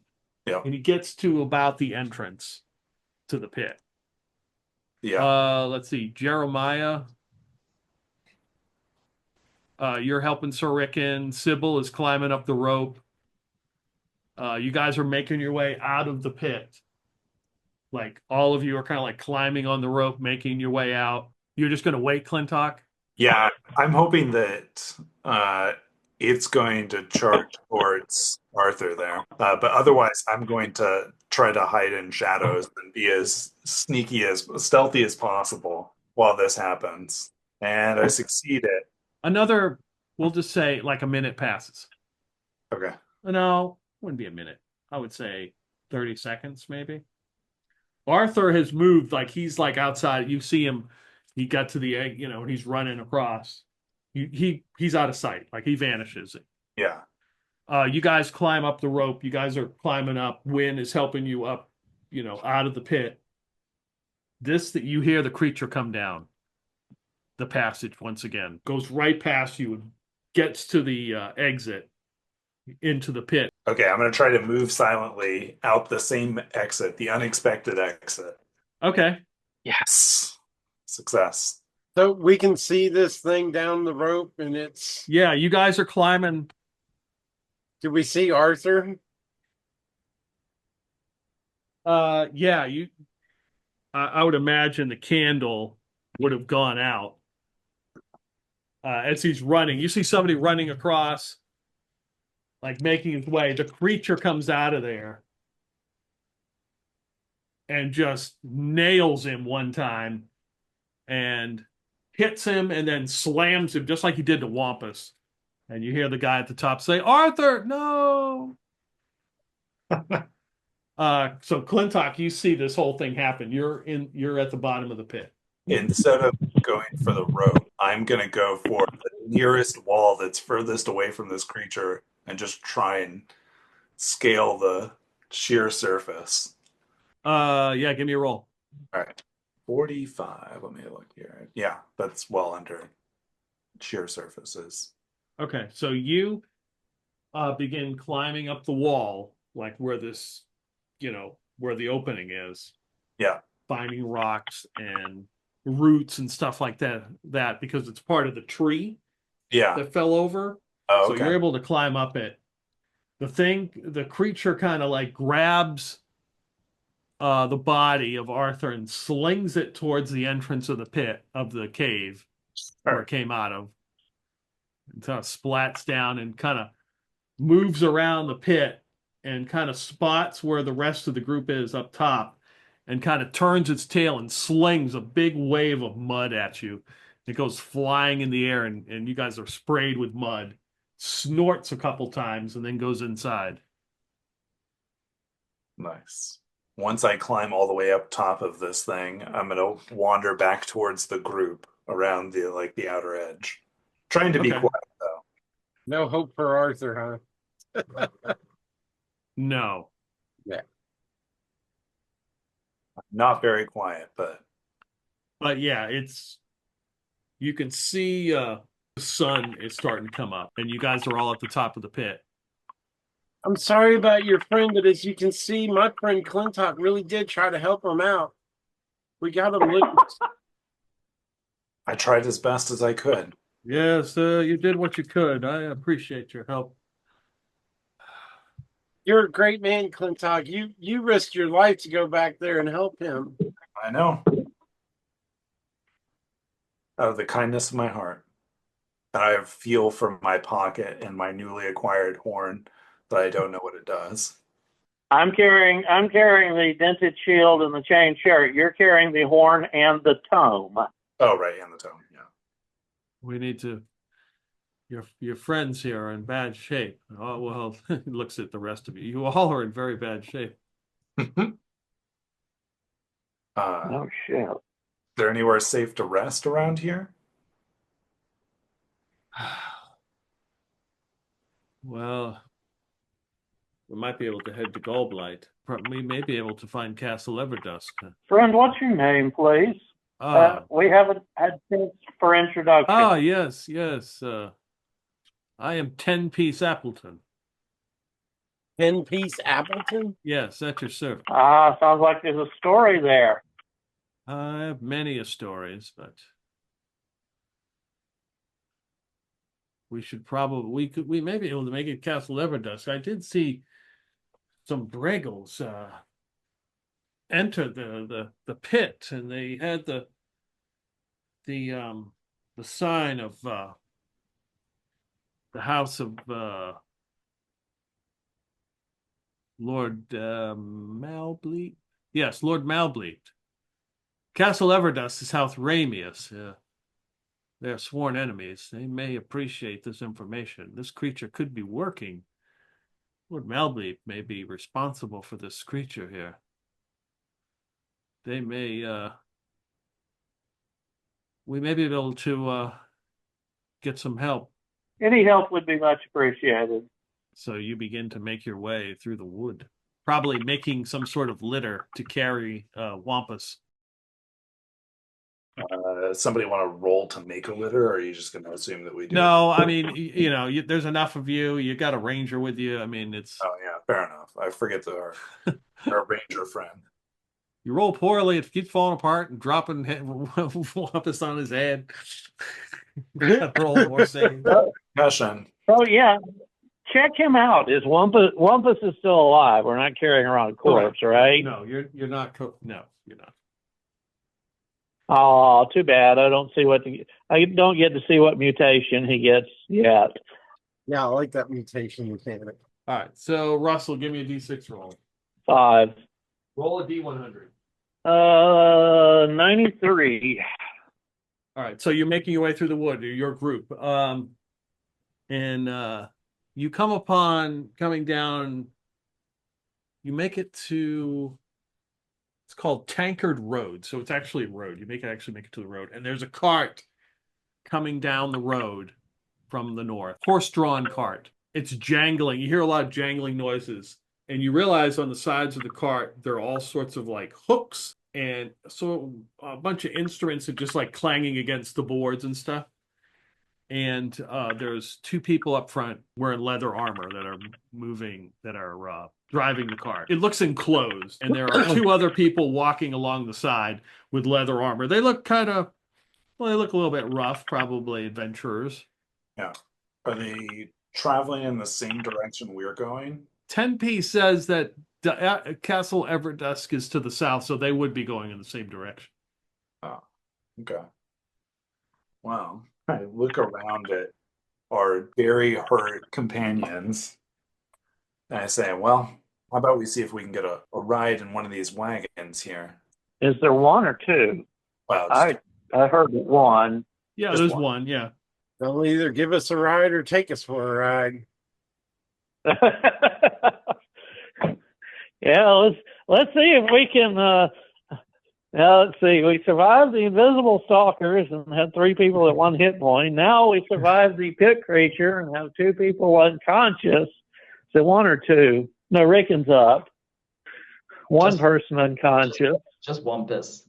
Yeah. How can it possibly get any worse? Oh, sorry. Have I got something for you? Okay, well, palming my dagger, walk out into the road, trying to make it obvious that I'm not here to put up a fight. I hold up my Right. other. Yeah, one of the guys who's walking kind of moves a little quicker. Hey, how are you? A miserable state, I'm sad I to see that covered in mud. Yes, fell down a pit. I would not go that direction. But it appears you're traveling in the direction we need to go. Oh, we're headed south. Yes, one of my companions is fallen unconscious. He took quite a bonk on the head. Do you think that him and one of our other injured friends might be able to ride in your wagon? I'd be able to pay, of course. Oh, payment. Very good. They are your companions. No, these are not prisoners. No. By no means prisoners. You can speak to the rest of them if you'd like. Okay. Not a I didn't slave. know if you needed to get any information out of them. Oh no, I've already gotten all the information I need from them. Good. They look in Great. rough These shape. guys are sounding really freaking trustworthy. Let me tell you. They look in rough shape. This one, his leg looks like it's been hurt, and yes, you've got quite a group here. And let me tell you, and I lean in and I say, if we get to the castle and we wake this one up, he has a lot of money stored there. A lot of money. Well, just so happens we're headed in that direction. He's got a lot of money, you say? That's what I found out before he took a spill down the pit. Did you just throw Wampus under the bus? 100%. Oh, we are headed. Yeah, I don't know if she's close enough. Are you keeping this quiet? Because Oh, yeah, Sybil is yes, going to be yeah. hanging. Yeah, Sybil is going to be hanging back and waiting for whatever happens to happen before she comes forward. This scruff guy looks at you and he says, and if he doesn't speak, we are experts in getting those to say things that they wish to withhold, if you know what I mean. Oh, excellent. I doubt we'll have to resort to that, but... But you did mention some sort of gold, some sort of payment to get you there. Yes. because I tire of carrying this dead weight. I think probably 2 gold should suffice.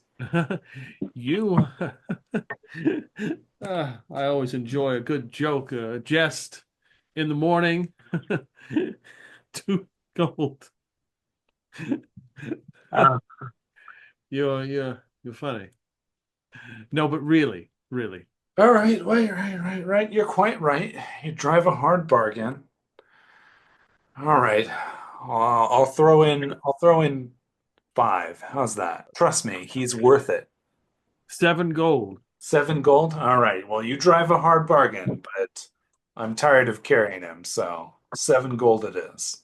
7 gold. And kind of looks around. He looks over at Sibley, says, I mean, at Jeremiah, how are you attached to that one? Well, I'll lean in again and say, don't tell him this, but when the time comes, I'll have a nice fur hat, if you see what I mean. Yes. Yes. He stops the cart wagon stops and we've got some we're gonna take a few guests here. They're in bad shape. He drops a couple coins into the person who is riding shotgun, and they kind of nod. They lead you to the back, and on the side of the cart there's all these weird looking bent hooked tools that are just clanging on the boards. Yes, And they now it all open the makes door sense. and flop down like a walkboard, and inside is a bunch of like boxes and crates and stuff, and there are 6 other people in here just kind of sitting, kind of cramped, and they just kind of put like Wampus down on the ground, and let's see, be Sir Rickon. Well, his arm is bad, but Rickon agrees to go in too because Yeah, he's keep an eye. unsure. Probably he's unsure of this group and make sure nothing happens to Wampus. So Yep. he gets in there with them. You make your way south. All of you kind of like walking along. You know, they don't talk to you unless you want to chat with them. No, I don't make any But more small talk. you travel another couple hours, and off the road you can see like gates, like iron gates that are probably like 8 feet tall, Mhm. and there are some short-horned soldiers there that have Lord Ramius's symbol. And the guy who is riding shotgun, he talks to them, and they open the gates. It's a long, like, driveway, for lack of a better word, going from just like wood and all this crap to like a very landscaped area, very well done. And you can see that this stone castle is probably like a mile away. And you Gotcha. guys are just kind of rolling up to it. You can see some of the guards and people on the grounds, like they're all Breggles doing like work. And you guys come up to like a gatehouse, and the guy who's riding shotgun gets out and comes over to you, and he says, Miltia said your friend in the back has got lots of gold he's going to pay us. I mean, and he opens his hand, he's like, this wasn't much, but if he's got good payment, then this will be all worth it. Oh, I assure you it will be. Good. And they open the gate, and they take Wampus out, and the cart goes in. And like the leader stays out with one of the other guys, that guy you talked to, Milt. The rest of them go inside, like onto the castle grounds. And the leader, who they call Jackal, he reaches into his pouch and he pulls out looks like some kind of potion. He looks at you, he says, you never want them to, if you go too far, then you can't get the information out. You got to bring them back. And he takes the potion and slips it into Wampus's mouth. And Wampus, you wake up with this like burly guy with a mustache going, where's your gold at? How much you going to pay us? Where are we? Is this did we make it out of the pit? Yeah. Who are you? You look like hell. Yes, we saved your life. Well, you look like hell too. Thank you for Thank you. He like digs into his pockets. I've got an amethyst. He turns back, looks at you, Clintock. This is money act. I've got an amethyst. It's worth something, I'm sure. Don't worry. He's got to talk to the king. He knows somebody in the treasury. The king? What are you talking about? Lord Ramius? Yes, Lord Ramius. Sorry, king is euphemistic. You sure? Yes, I just got to talk to Lord Ramius. We go. He reaches into his pocket. He pulls out something that looks like something you would uncork a wine bottle with. He says, "Are you sure?" Oh, I'm sure. Trust me. I already did a number This on usually that. does the trick. They usually doesn't last very long before they say what they need to say. Well, let's settle something here. If he, I'll lean in and say, if he doesn't get to the treasury, then he doesn't get the gold. And if he shows up looking like he's been mangled, Lord Ramius won't be very happy. And he leans into you and says, "Why do you think we're here? Because Lord Ramius hired us." Yes, but do you know who he is? Yes, I do. Who is he? He's Lord Ramius. No, I point back to Wampus. No, I don't know who he is. Right, it's because it's on a need-to-know basis. Fucking nobles. He puts the corkscrew thing back in his pocket. He takes your amethyst. I'll take this. Please. And he like rubs his leg, pats himself, checks to see if he's got like any kind of cuts or wounds on his side. In case It's that, organ thieves. yeah, in case these are organ thieves. Can never be So, too yes, sure when you you have just a wake up concussion. and someone's just shaking you down for money. Stand up, head swimming, severe vertigo. Yes. Hey, did everybody make it? Talk. He looks around to see if Sybil made it because he said he'd promised that we'd all make it out. Yeah, I say loudly enough that our what's his name again? Who was negotiating The with you? jackal. Jackal? Jackal. Loud enough for Jackal to hear. I say, well, the one that wouldn't give it up, well, he didn't fare so well. He's staying at the bottom of the pit, if you know what I mean. It's to be expected, but Jeremiah made it. Yep. Okay, looks like we got everybody. Wow. So this Lord Ramius, let's head to him. Yeah, gotta chat. Someone else is gonna have to lead the way. I seem to have a very poor sense of direction at the moment. Couldn't possibly understand why. Uh, it feels like my head's swimming. It's because it is. That concussion's -4, right? Yeah, everybody's -4 in this group. We have Clintock. I have a -6 because of my leg too. Oh, Or God. it's -6 total. If you try to do anything, yeah, that's related to with that and your leg, yeah. Good Lord. So yeah, he's just kind of limping at this point. Holy You're shit. so beat up right now. Okay, so you enter the they let you enter the castle grounds with this jackal and Milt following you guys. Yeah. Win, we'll say Win. Yeah, Win and 10-piece Sir Rickon will wait outside. Well, yeah, 10-piece will go with you. I was going to say, Tim Peace was the one who was trying to introduce us, and unless Sir Rickon is like an opposing knight, I mean, we were supposed to get some rest and or help from this guy. So it sort of makes more sense for all of us to be there. I mean, correct me if I'm wrong. I'm just saying what I remember from this. Yeah. Actually, that is a point. I'll sort of drop back a minute while this is going on and sort of ask Rickon if he knows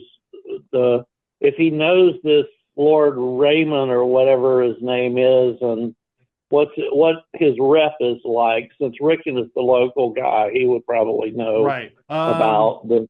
He's pretty well liked around here, is what Rickon will tell you. And he's pretty shrewd from what he has heard about how he handles matters. He's respected in that regard. And he's not an enemy of Lady Harrimore, who is Rickon's. No, as far as boss. no, they don't have any kind of. Okay, well, I mean, sorry, it makes more sense from them to keep the group together, and if nothing else, Rickon could even perhaps request help from Raymond, since they're at least neutral with Lady Harrimore. So there's, the castle grounds inside. There's various buildings, all made of stone. They're all most of the people are shorthorn Bregals doing work. The work, like a blacksmith or a carpenter. They're doing work that you would associate like a small village would do. Well taken care of area. There's not garbage and trash everywhere. There's smells of food being cooked. And maybe there's an occasional song being sung somewhere in a building. Head up to what looks like, it's not the castle proper. There's like a bigger building that's got some stained glass, and it's the house Ramius stained glass symbol on it. There is a longhorned Bregal. Basically, shorthorns are kind of lower class, longhorns are upper class. So she is a longhorn Bregal with ivory horns, unusual pink eyes. And she has snow white fur. And she is talking to what looks like a holy man outside this. And she is dressed in a green velvet gown. And she sees this group come up and kind of notices the terrible shape everybody is in. She says, "Oh my, what has happened here? Were you attacked on the road or?" Yes, the road. Oh. Yes, the road. Don't argue. I'm just kind of confused why he would say that. I guess it's true. Well, come inside and let us let you have a rest, get a drink. Oh, how kind and generous of you. Priest, see to it that these travelers are treated well in this house. Were you just passing through? Do you have anything here, pressing matters? Some private business that we've uncovered in the region, but we can't speak of it out loud. Don't want to worry anyone. Oh, yes, must be my father's business affairs. Yes. And Jackal says, "Yeah, this one's something about something about the treasury." She's like, "What?" I will speak with my father. But hopefully you will be taken care of. You recover from your injuries. So you brought into just a large hallway with a long table. And there's this priest comes out. He brings you mugs of water and some fresh bread. Looking everybody over. Let's see, who is hurt? Everybody. Glentalk is hurt, but nowhere near dead. Jeremiah's got 1 hit point. Doesn't Sybil have 1 hit point? Wampus has probably got 1 hit point. I'm sure. Okay, so everybody roll a d6, add 1. Hey, motherfucker. 2. Thanks, bitches. So he sprinkles looks like some kind of powder in everybody's drink. That's the amount of hit points you get back. Oh, nice. Yeah. All right, I rolled a 4, so I get 5 back.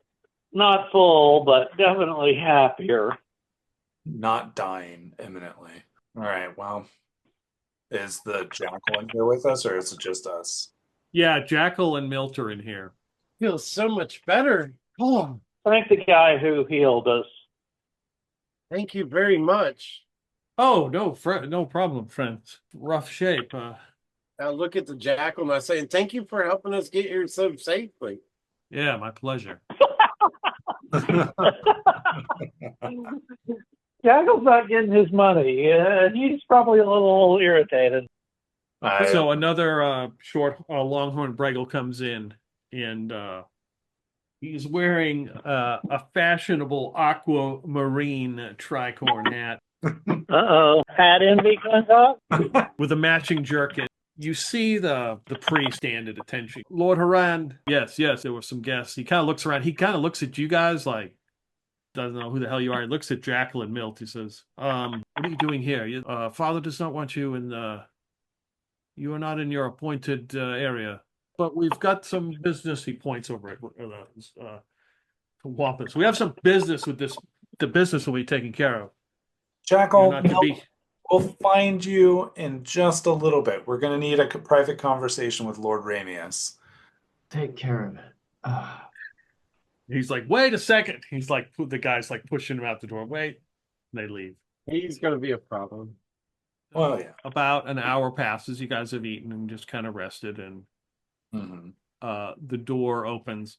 A longhorn Bregel with snow white fur, very similar to the woman that you saw, with yellow eyes, with red pupils, and like a curly beard that goes all the way down to where his belly button is. He is wearing layered robes that are embroidered with thorny roses, and sort of the priest is like, oh, and kind of and he kind of like is like, like everybody stand up, doing that kind of thing, like, oh shit. Oh yeah. Lord Ramius, sir, and he kind of like bows.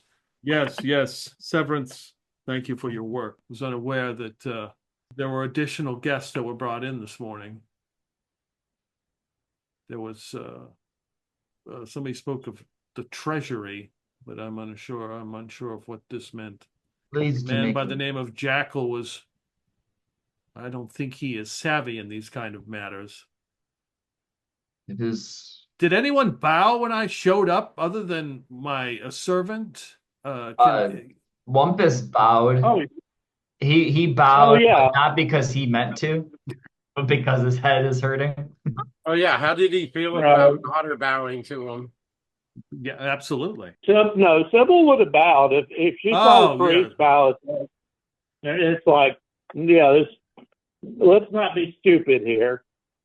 Thou shalt not piss off the locals. Oh, thank you. Yes, you may be seated. Thank you. I believe there's a lord. He kind of looks at Sir Rickon, someone of House Harrimore. No, me, Lord Clintock. Lord Clintock, yes. Lord Clintock. I don't know if that name, I've heard that name spoken in my illustrious halls or not, but it sounds familiar. No worries. My name is not important. What isn't? It is a lord's name. It is very important. What is more important is I bring you information.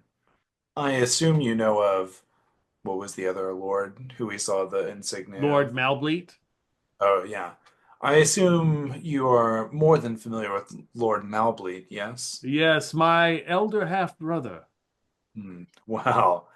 What has he gotten himself into now? He's been encroaching on your land, and yes, I'm aware of this. Thank you. Are you familiar with the pit? What about it? Wow.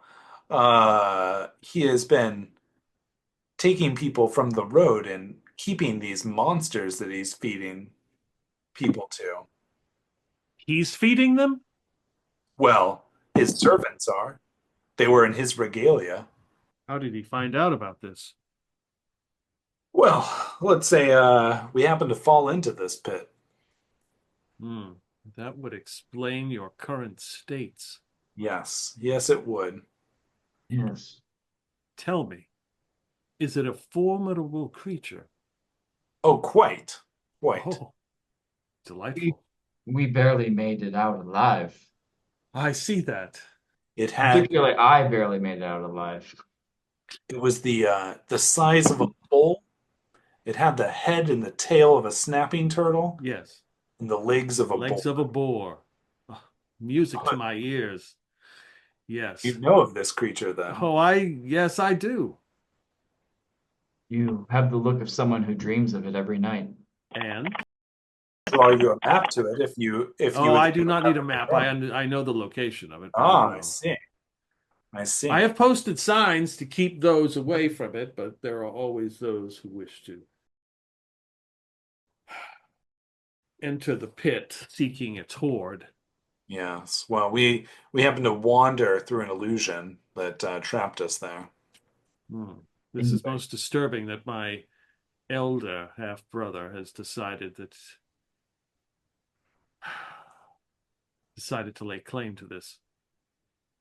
We saw what must have been hundreds of bodies, and quite Yes, quite the stash that this creature is guarding. yes.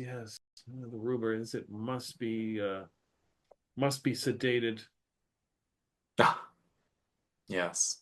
Mental note to self: poison body, dump in pit. Wait for result. Yes. If you ever find yourself down there, there are a couple of passages that are relatively safe.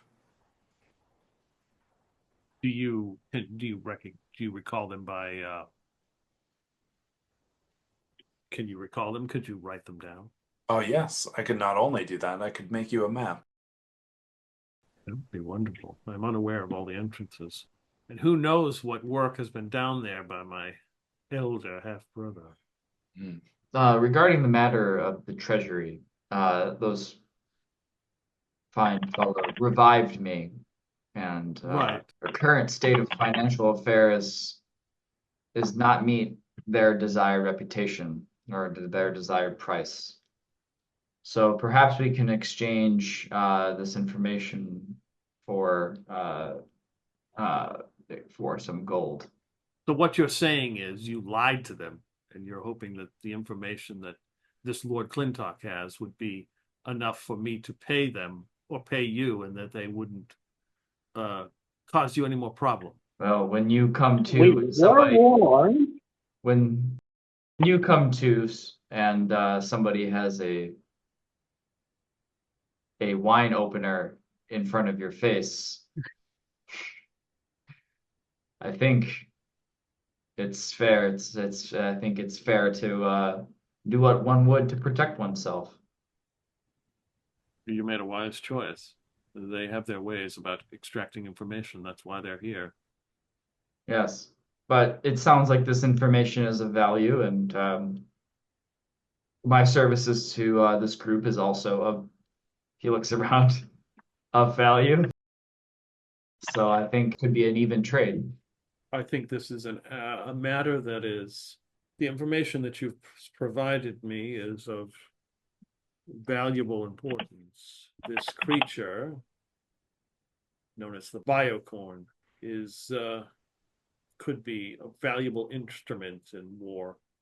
Made many attempts to try to tame it, but they have failed, realizing that my brother is attempting to do the same thing. I have to double my efforts. I assume you're familiar with its paralysis cloud, yes? Yes, but you are survivors, I see, and of certain houses and nobilities. Indeed. Yes. Lady Harrimore, this one has served her well for many a period of time, and points to Lord Rickon. Or Sir Rickon. Rickon just kind of like nods. There's a bunkhouse here that you may rest for this evening. You'll find that there is food and drink. You'll be taken care of and treated accordingly. I do appreciate your assistance in whatever you can provide with any sort of mapping. My elder half brother maybe have built tunnels or is doing other things in the layer that I'm unaware of. Yes. Well, if you can point me in the direction of a scribe, one who's familiar, particularly with magic, would be good, because there are some some incantations and some carvings that I think might be useful that we saw down there. Ah, yes. I will certainly send one in. Good. I may be able to assist. He kind of looks at the group again in the disheveled shape you are in. The bad shape, the many minus shape Yeah. you are in. It says, I may be able to assist with your current state. You seem to be weakened and beaten, but not broken, which is admirable. We would be in your debt. Yes, I will send this scribe and proper place to stay. I will bid you adieu. Kind of turns and everybody kind of stands at attention, and as he goes to open the door, the one in the tricorn hat sort of opens it. He was like, "Oh, Father, I was just coming to get you." He's, "Yes, we're done, son. Yes." He closes the door and leaves. The tricorn hat, is this somebody we recognize? No, no. Okay. Two people. One is a scribe, and one is some sort of acolyte. They're both Bregals, Longhorns, Yeah. so they're of a noble class. So, he's kind of like, so I'm going to. Are you going to give him accurate information? Oh yeah, the alkalite. I'm gonna be like try and see if he can identify the items that we've recently Okay. Yeah, yeah. pilfered. And I'll just Um, say, if he asks the provenance of them, then I'll make something up. so yeah, you're doing that. You guys are all sitting at a table drinking. So the acolyte seems very interested in whatever. What are you going to show him? Uh, the horn, the shield, and the chain shirt. Okay. But not the tome. Oh, and the tome. Sorry, I keep forgetting about the tome. He looks at the shield. You present him with the shield. He kind of looks at it. Cleans some of the mud off of it. It's dirty, and you realize it's engraved with narwhals. Okay, It does have some dents in it, which is kind of strange for sure. something that's a magical item. But he Yeah. says, yes, this certainly will help you in defending. It is a +3 shield. And when you use it and you have it for 1 hour, you have the ability to speak with narwhals. Well, I can't wait for that to be useful. That makes two of us. Who knows? Maybe there's a narwhal living at the bottom of the well. Yeah. I'm just hoping for that random roll table when we're on the next boat that we're on. The book wipes it off. It is a spell book. Some Gotcha. of the spells are damaged, but there are 1, 2, 3, 4. There are 4 spells in there that are still able to be used. Gotcha. Floating disc, glyph of sealing, mind crystal, and haste. Are those arcane? I believe so. Floating disc is definitely in this. In the Yeah, these are probably going to be all in the Dolmen Wood book. So, Okay. but I will if they're in both, I'll look at both. But probably I'm guessing mind crystals in Dolmen Wood. Yeah. glyph of sealing is not there. Okay. Let's I'll see. look those up. And haste. Haste is there. Mind crystal and glyph of sealing are Dolmen Wood specific. He looks at the chain shirt, kind of shakes it out a little bit. It is a +1 chain shirt, and if the wearer wears it for 1 hour, they are immune to poison. Sounds like Felix is going to become better equipped here soon. There's a lot of very useful applications for being immune to poison. Yeah. Yep. Drinking contest. Contests, trying to convince a person to be poisoned that the drink is totally safe. Yeah. One of the Basils could wear the chain shirt and then just cover his fist in poison. Yeah. Ooh, nice. He have to take off his invisibility changer, but that would probably be better. Oh, yeah, yeah. Good point. The scrimshaw is well, I said it was an ivory horn, right? Right. Yeah. Okay. Piece of ivory tusk with scrimshaw on it is the description I wrote down. Yeah. Once a day, you can summon a creature. All right. And the catch with that is the creature will have an ivory horn. Brilliant. I love it. Okay, narwhal. It can summon a narwhal. Well, yeah, Okay, that would make technically- sense. Yep. Technically, if you guys don't know, the narwhal's quote-unquote horn is actually a tooth that grows Yeah. sideways out of its mouth or frontways out of its mouth. So Pretty crazy. I mean, that sounds like that combination of things sounds like it could be very useful for scouting bodies of water. Yeah. You can summon a narwhal, talk to it, and get a scouting report. or you could summon a big boar and hopefully friendly summons and get it to attack you. I mean, I could always learn animal friendship or speak to animals. If it summons the So- animal, does the animal get dismissed at the end, or A good question. It disappears at the end of the day. Like you have it for 24 Oh. hours. Cool. It's All a 24-hour thing. Wes, give me a D100 roll. 80. Okay. All right. It will summon you, so you can pick what animal you can summon. Okay. It will summon a unicorn, a narwhal, elephant, warthog, hippo, Ooh, or scorpion. Okay. Great. a scorpion has a tusk? Never Yeah, mind. this one does. Awesome. Well, Wampus wouldn't be able to use any of those because they're like mage spells, right? In this system, the illusionist spell list is completely separate from the mage spell list. Yeah. So he And wouldn't the be two- able to use them, like use a scroll that is something he would normally be able to learn. Yeah, technically, you could have that written on a scroll and use it. Because anybody can use a scroll, depending on who writes it. Gotcha. as spellcasters, illusionists are able to use magic scrolls of spells on their spell list. They can also use items that may only be used by arcane spellcasters, such as magic wands. They are, however, not able to use magic items with effects that cause direct damage, like a wand that shoots fireball. Gotcha. Huh. That's what it says. Interesting limit. That's weird.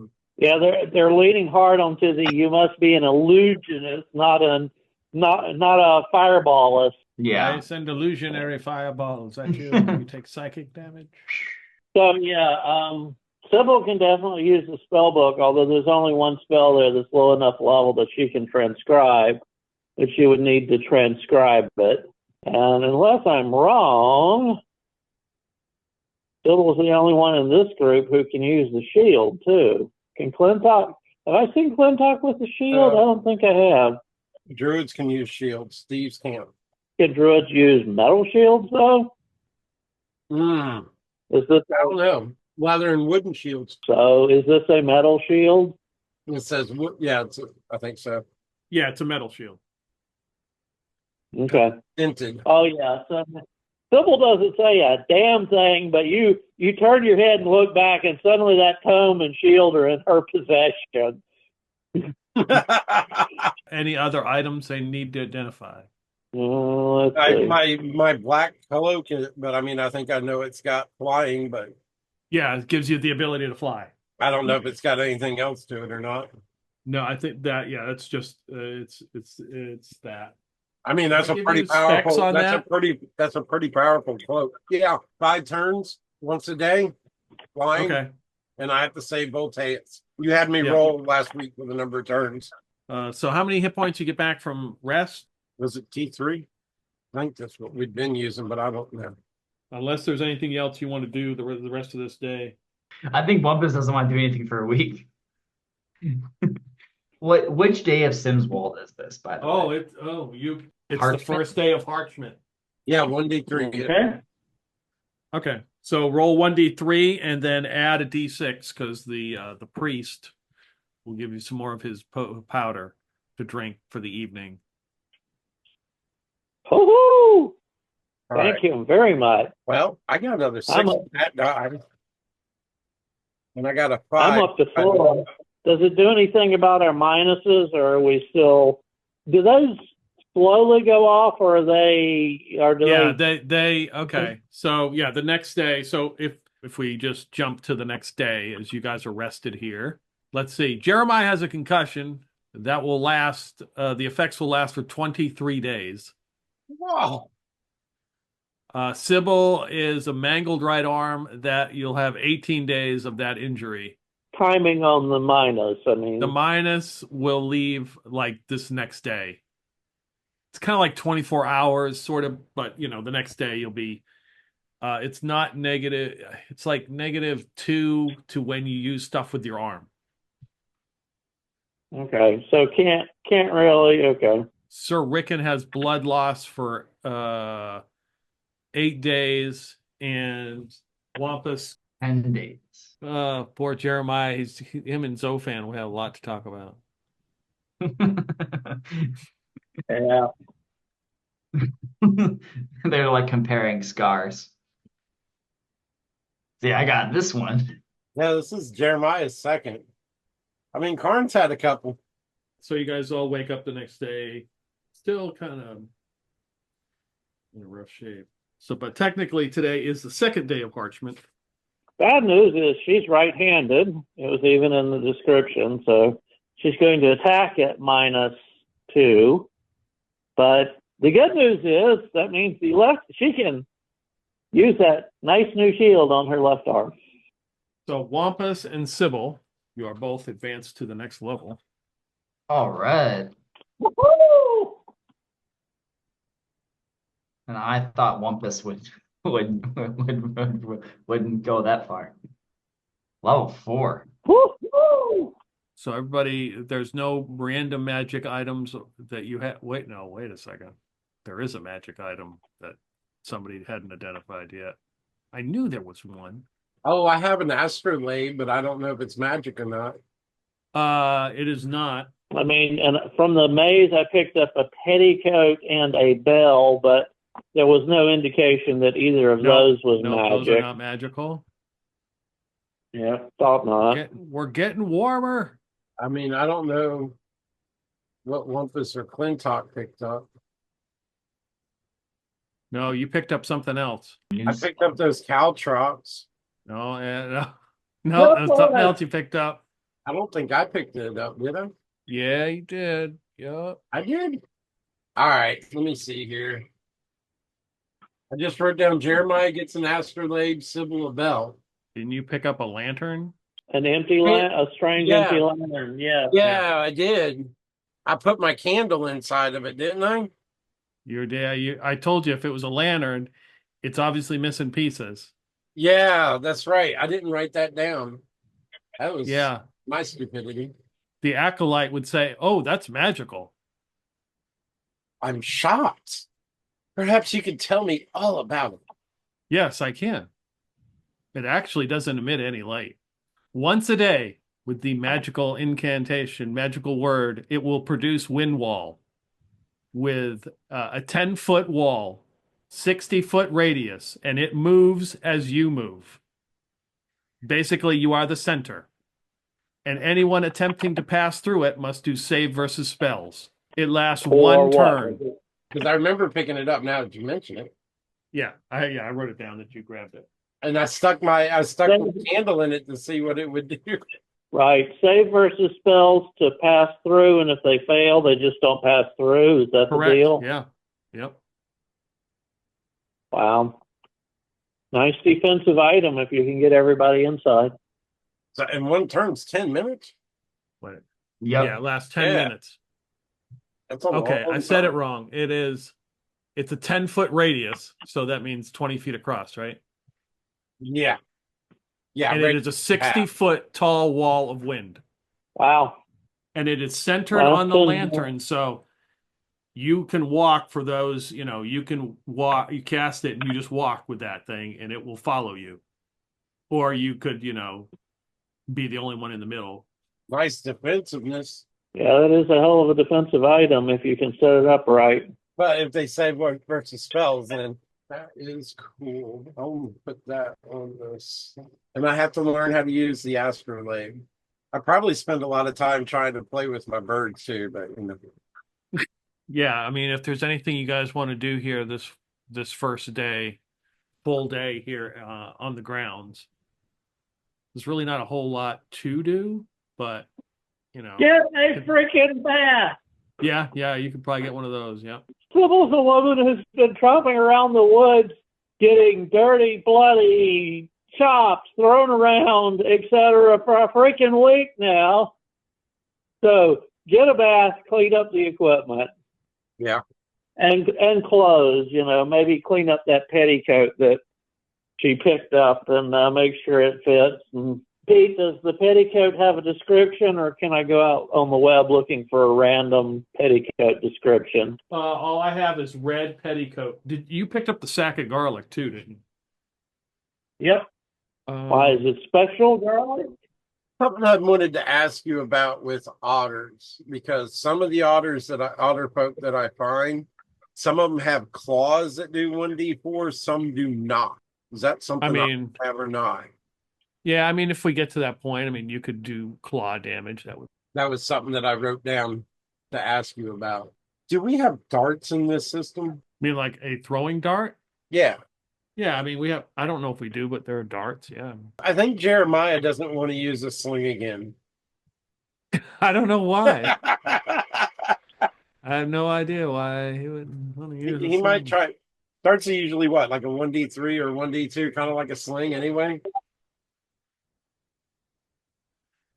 I think so.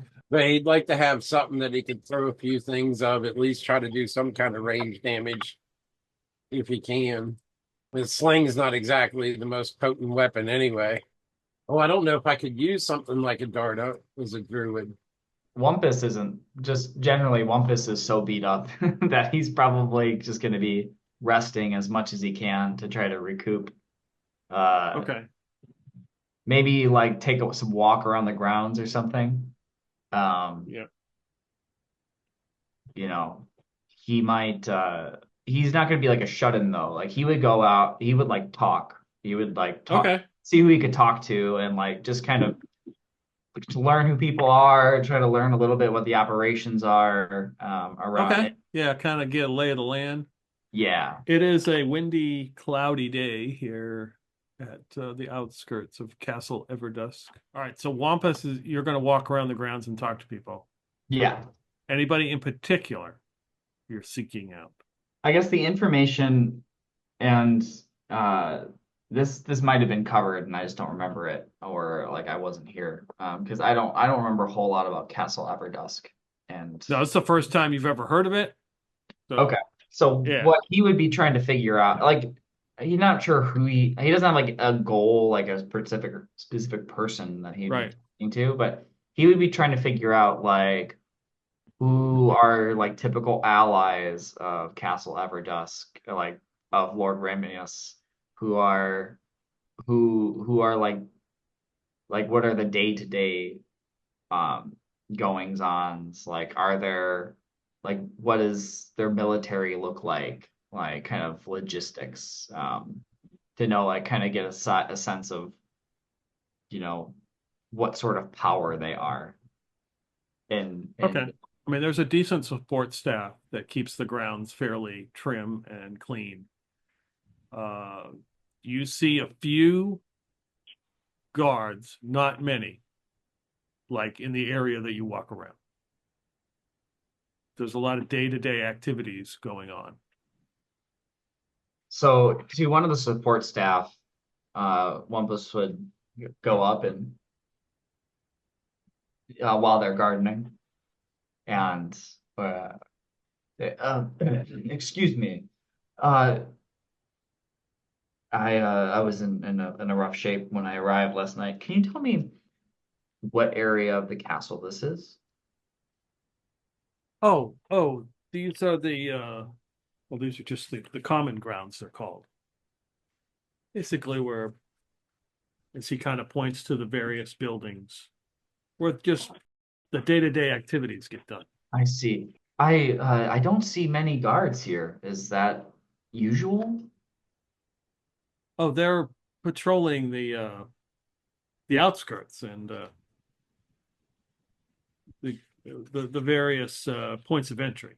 I see. Well, it's good that they're around. Um, I just met Lord Ramius for the first time. Does he Oh treat? my, you actually entreated with the Lord himself. Is that unusual? He puts his goat hand up to your head very carefully because he can tell, you probably have a bandage on your head or something. Are you sure?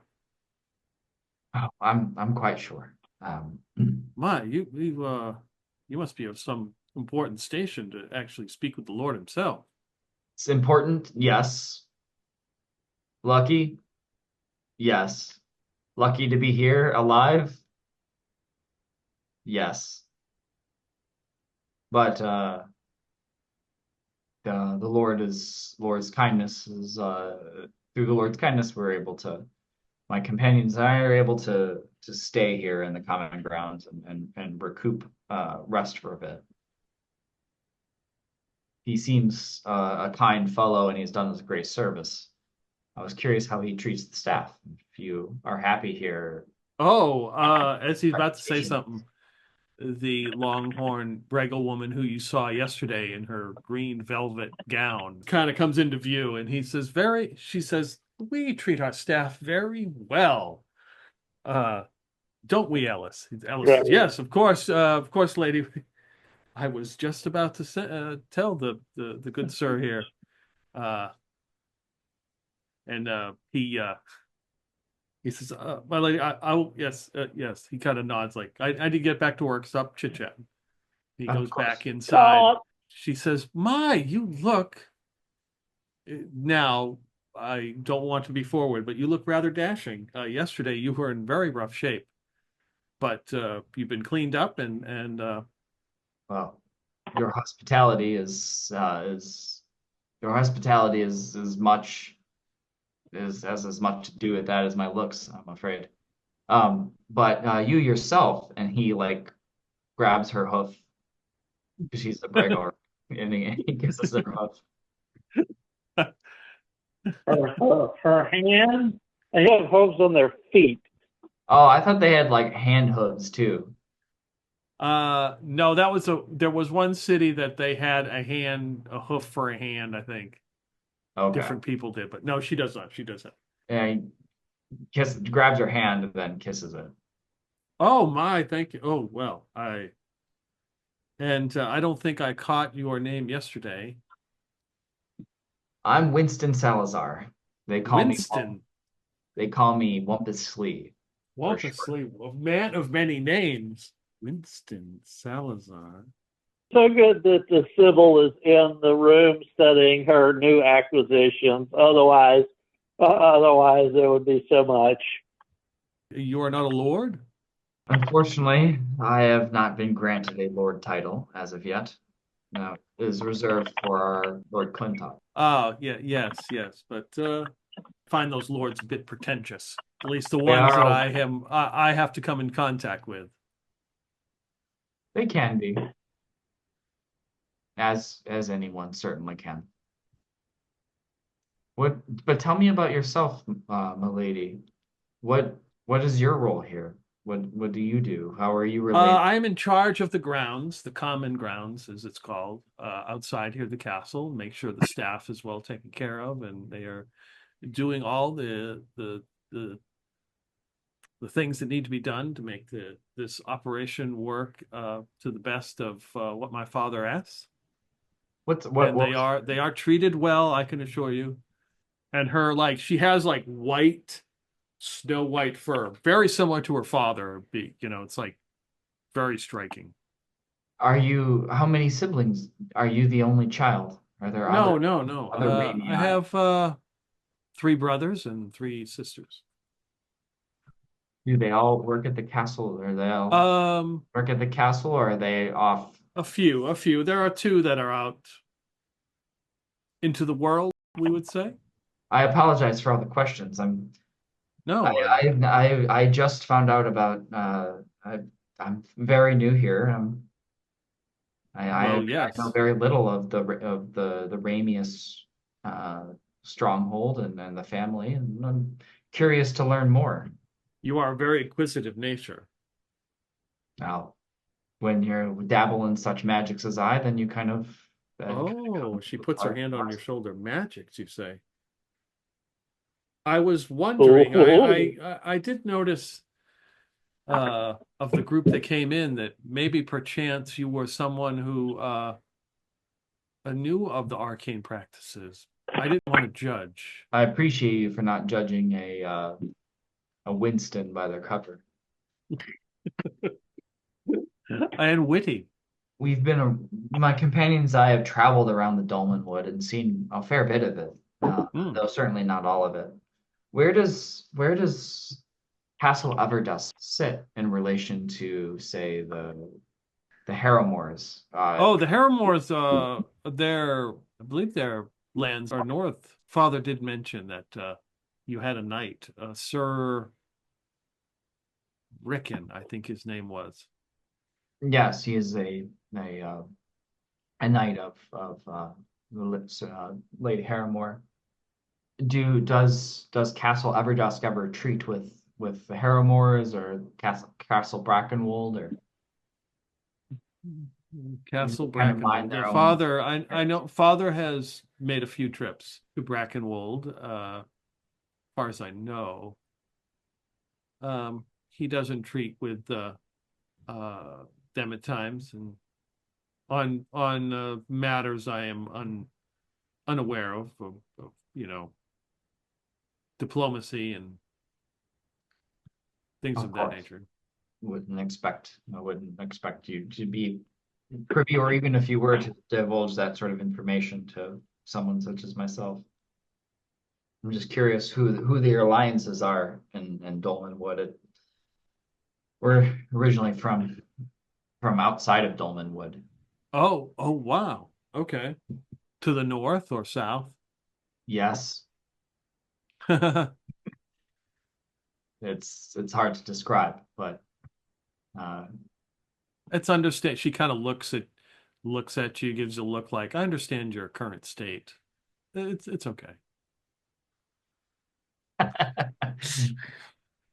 is there any delicacies or activities that are quintessential to Castle Everdusk that I should be sure to partake in before uh, we inevitably must move on to Delicacies. the next stage of our journey? What's that? It's not. Is it crick? No, it's not cricket. Crochet. What's that with the balls? What's that sport called? Croquet. Croquet. Okay, that was close. I was in the ballpark. Then. Croquet. She says that they do enjoy a game of that every once in a while. It can get very competitive among my family. I wouldn't be against a lesson or two. Oh. And he winks at her. sorry, I'm just having so much fun imagining Sybil's reactions to this. I mean, watching Wampus A try to be smooth and B somehow actually succeed. I mean, what? Did she just get into an alternate universe or something? Because this makes no sense. Somebody finds his stringy, greasy hair attractive. And it turns out that someone is a Briggle. So she says that pan-fried green beans and celery with a side of broiled antelope, sprinkled with blueberry, whatever the word is. Jam, jelly, compote. There we go. Blueberry compote. That's the fancy term. That's kind of a known thing at Castle Everdusk. Do you know where I could get some? Well, I just happen to know a person, and she kind of smiles, that may be able to arrange for this. I would be most most honored if you could pull some strings to uh, get me a sampler platter. Sampler platter, yes. I'm sure. And then he just like feigns feeling dizzy. Like, oh, like puts his hand on his bandages. Oh, I think I Yeah. need to sit down. How All the tall talk is of Wampus? compost is uh I have this written down, I think. I do not have this written down. He's probably like 5'3". Like he's a little Okay, so she is like 6.5 feet tall. okay. So like he Wow. puts his hand on his bandage and it's like Yeah. kind of wobbles a little bit. Yeah, she kind of grabs, gives you like she's kind of holding you a little bit. I think I need to sit down for a bit. Yes, yes, All this talk of compote is yes. the She's like, blood Ellis. pressure. And Ellis comes running out. He's been doing some leather work. Yes. You please escort Winston Salazar to where he is staying so he can rest. He is obviously feeling a little bit faint. Thank you, my lady. All right. Well, hope we continue our chat soon. I hope so. I see it in our future.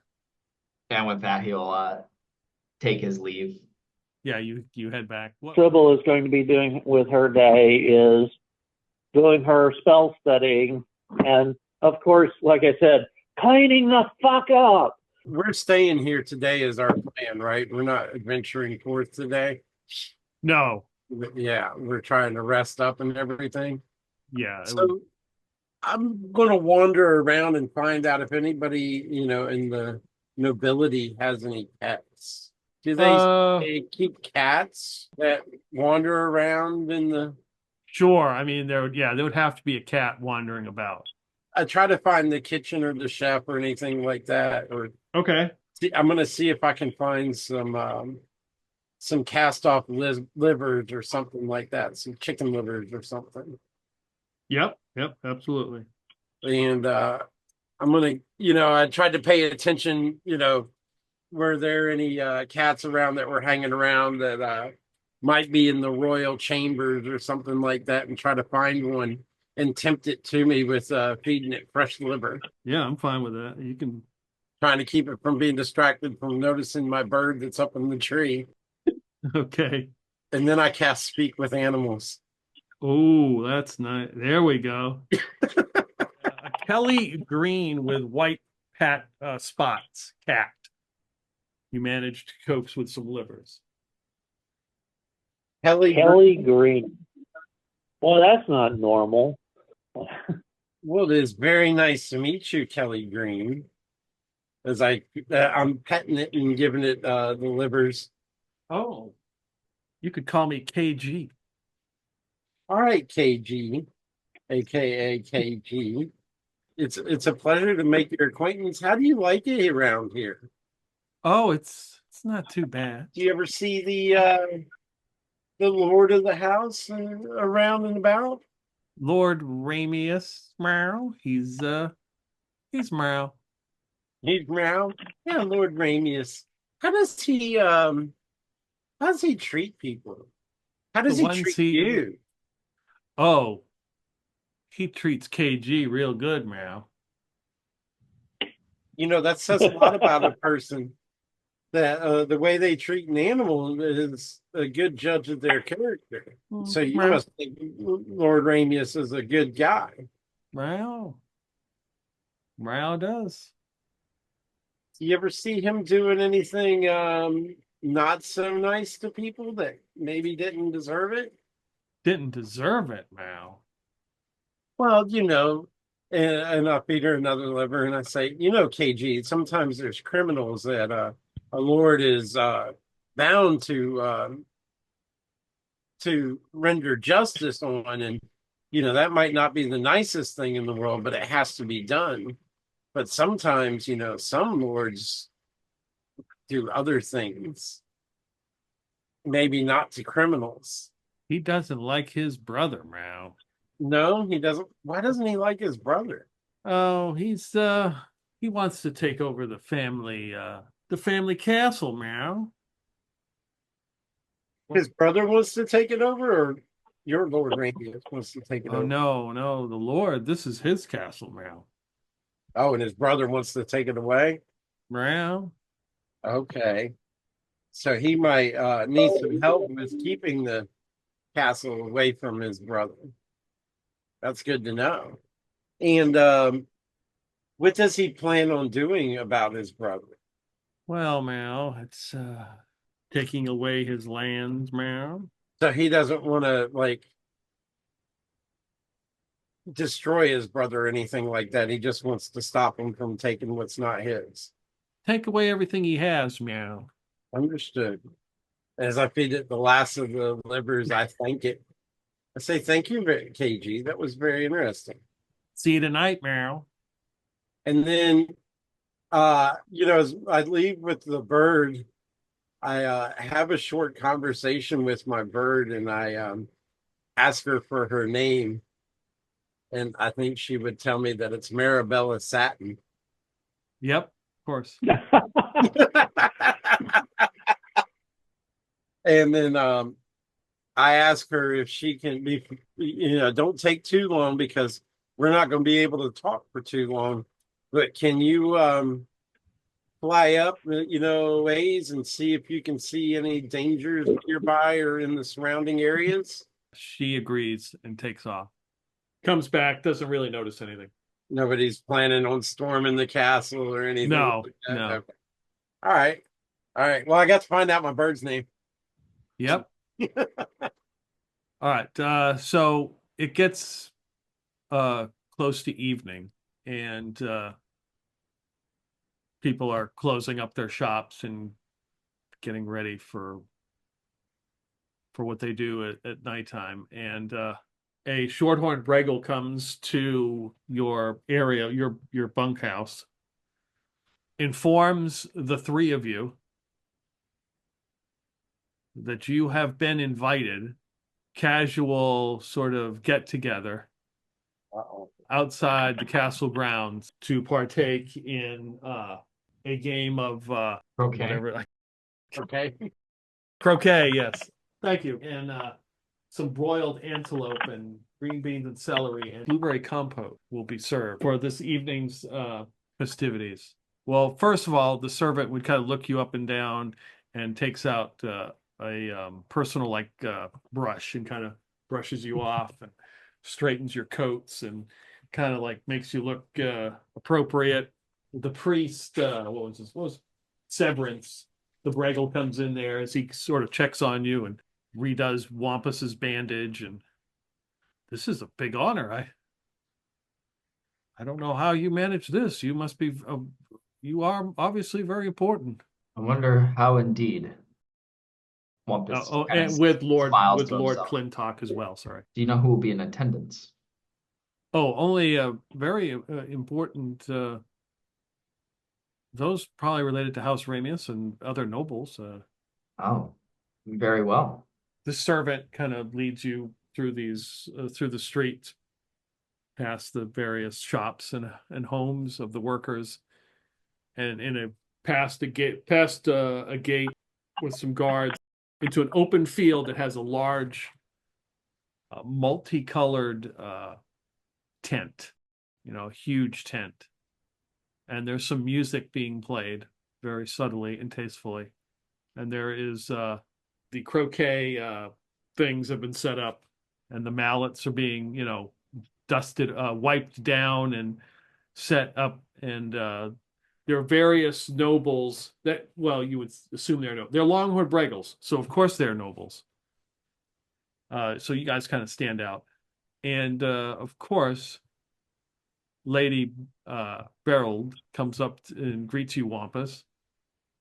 She's wearing a cobalt blue coat with the house insignia on it. Winston Salazar, I'm glad you could attend. Not that you had any choice. Well, I would have missed this for well, I'm glad that after my rest, I'm feeling up for attending and a game of croquet. Yes. I'm sorry I have not come. I feel quite underdressed compared to you. I hope this isn't. I hope my attire isn't offensive. No, absolutely not. It is she looks at your group.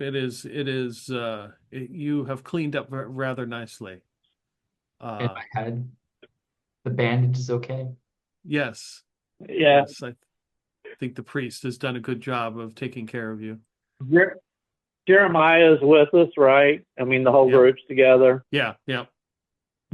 Jeremiah notices that Sybil watches this exchange between Wampus and Lady Berryl, and she fishes around in her hair a bit and pulls over the charm that's a silver spoon twisted into a spiral and holds it up to her eye and sort of looks Wampus up and down with it. And if Jeremiah gives her an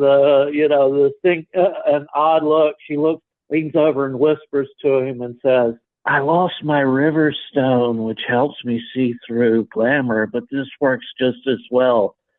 That's not acting like Wampus." And he introduced himself by a different name, and he's actually being sort of charming. You need to keep an eye on him. I think maybe Boots came back and possessed him or something. I don't know. Jeremiah just tells him that it just could be that maybe Wampus is impressed by Milady. Yes, but vice versa shouldn't happen. Well, I mean, I would think so if it was, say, me. I mean, but then again, we both have fur. A Bragel and an otter wouldn't be the most craziest thing in the world. Just keep an eye on him. I mean, So she puts the trinket back in her hair. And by the way, she's wearing the red. Okay.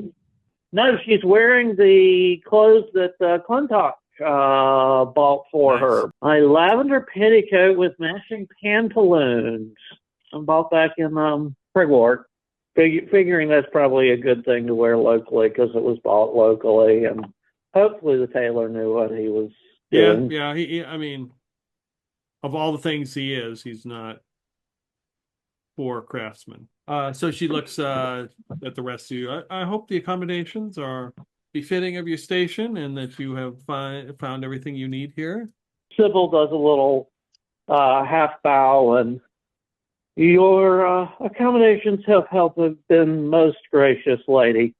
We are very much in your debt, and we appreciate your help very much. All right with you, lady, my lady. I heard these green beans are to die for. Yes, they are. Of course, we will eat first before we participate in the activities. You need proper nourishment. Yes, we do. And she leads you over to a table. Everybody's let's see. There's the four of you, and her. You're kind of all seated in these tables with the embroidered embroidered linen like tablecloth, and the servants come out with their white gloves, and you are all served on white ceramic plates with the house emblem on them. The broiled antelope and the green beans and the celery and the blueberry compote, and you're all given some kind of poured like honey wine. There's some stringed instruments being played. It's very subtle, appropriate music for the event. She's unsure if Jeremiah. She's like, you see her kind of look like, maybe antelope wasn't the best choice. Hoping she didn't offend you by serving antelope. Antelope? Yeah. I mean, I'm an otter. I eat meat. I don't notice probably that she's concerned about that. But if come dinner time when it's time to eat, she'll notice that I stick almost exclusively to the meats and the antelope. Okay, yeah. Or Yeah. maybe she just thought she should have served you some sort of fish. Oh, that wouldn't have been bad, but I think I wouldn't mind at all. Then again, she is a goat person in an antelope, so there is that. I mean, yeah. So you're partaking, small talk, enjoying the ambiance in the evening. It's a cool evening, and you're about finished. People are kind of wrapping up their discussions, getting some ginger tea to drink. A couple people are limbering up because Croquet is coming up next. They don't want to pull a muscle. Pull muscle playing croquet. Oh, I must. Yeah, that'll be a trick. The music suddenly gets more reverent. It changes on a dime. Like, they're playing something and all of it gets more reverent as Lord Ramius has appeared in the tent, and everybody sort of stands and after all the talking stops. Says, you may commence. You may continue. And he begins to walk over. And says, daughter, may I have I would like to speak with the your fine guest. She says, oh yes, of course. I will go pick out the croquet mallets for them. I'm going to show them how to play. They're yes, that's fine. Yes. I hope you have enjoyed this evening's food. It is hopefully to your liking. Yes, Your hospitality is most gracious, Lord. we are glad to be able to partake in the aspects of Castle Everdusk life that are unique to Castle Everdusk. And you've met my daughter. Yes, she is a excellent host and has been very kind. Good. You have something you seem to have something on your mind, is there? Yes, that's precisely why I've come here. My daughter is to be wed to Baron Hogwash. Prearranged marriage for both of our houses to help us. Considering the nature of this task, I would like your group to escort her to this arrangement. In return, I will provide you with a reasonable payment and an access to various ointments and healing salves and balms that will expedite the healing process for your various injuries so that you will not leave in a state that would hinder your performance of these tasks. There may be a slight hitch. Some of Lord Clintock's retainers, and indeed Lord Clintock himself, were headed up to the Lithian well for various purposes for myself, and she taps the beak she picked up in the hells. Ah, yes. And that is, I understand, we were to meet them there, and I don't know if they have gotten there or not. And that is in, of course, a completely different direction. Now, with Lord Clintock's agreement, we would be happy to help after that, but come back by here and help after that. But again, we have a pre-existing appointment. That's understandable. The trip itself you should be there by sunset. It would only take one day. And Sunset today or sunset tomorrow? if you were to leave tomorrow morning, you would be there before sunset. Turn post haste, you could get back to Castle Everdusk, the common grounds, obviously late in the evening and nightfall, but you would be welcome to stay here again. One day isn't. Well, It's 2 hard to days. deny somebody who's been such a gracious host and so helpful to us in our time of need. That Absolutely. that feels like it. That feels reasonable. That's at that short of a distance that we could do that post haste. Yes. When would Lady Berryl be ready? Oh, she'll be ready in the morning when you're ready to leave. So he is proposing essentially we stay this night and then do a long round trip tomorrow and come back. Yep. I don't see anything wrong. Obviously, want to check with Quintok. It's not acting like an NPC. These ointments, do you know what effects would they have? Could Well, they they would speed up the healing process. Yes. could they cure this concussion? I don't know if they will cure it, but they will stave off the effects of it for a certain amount of time, so you'll be able to perform your duties. Good, because I don't think I could handle more than three of you at one time. It's splitting my head.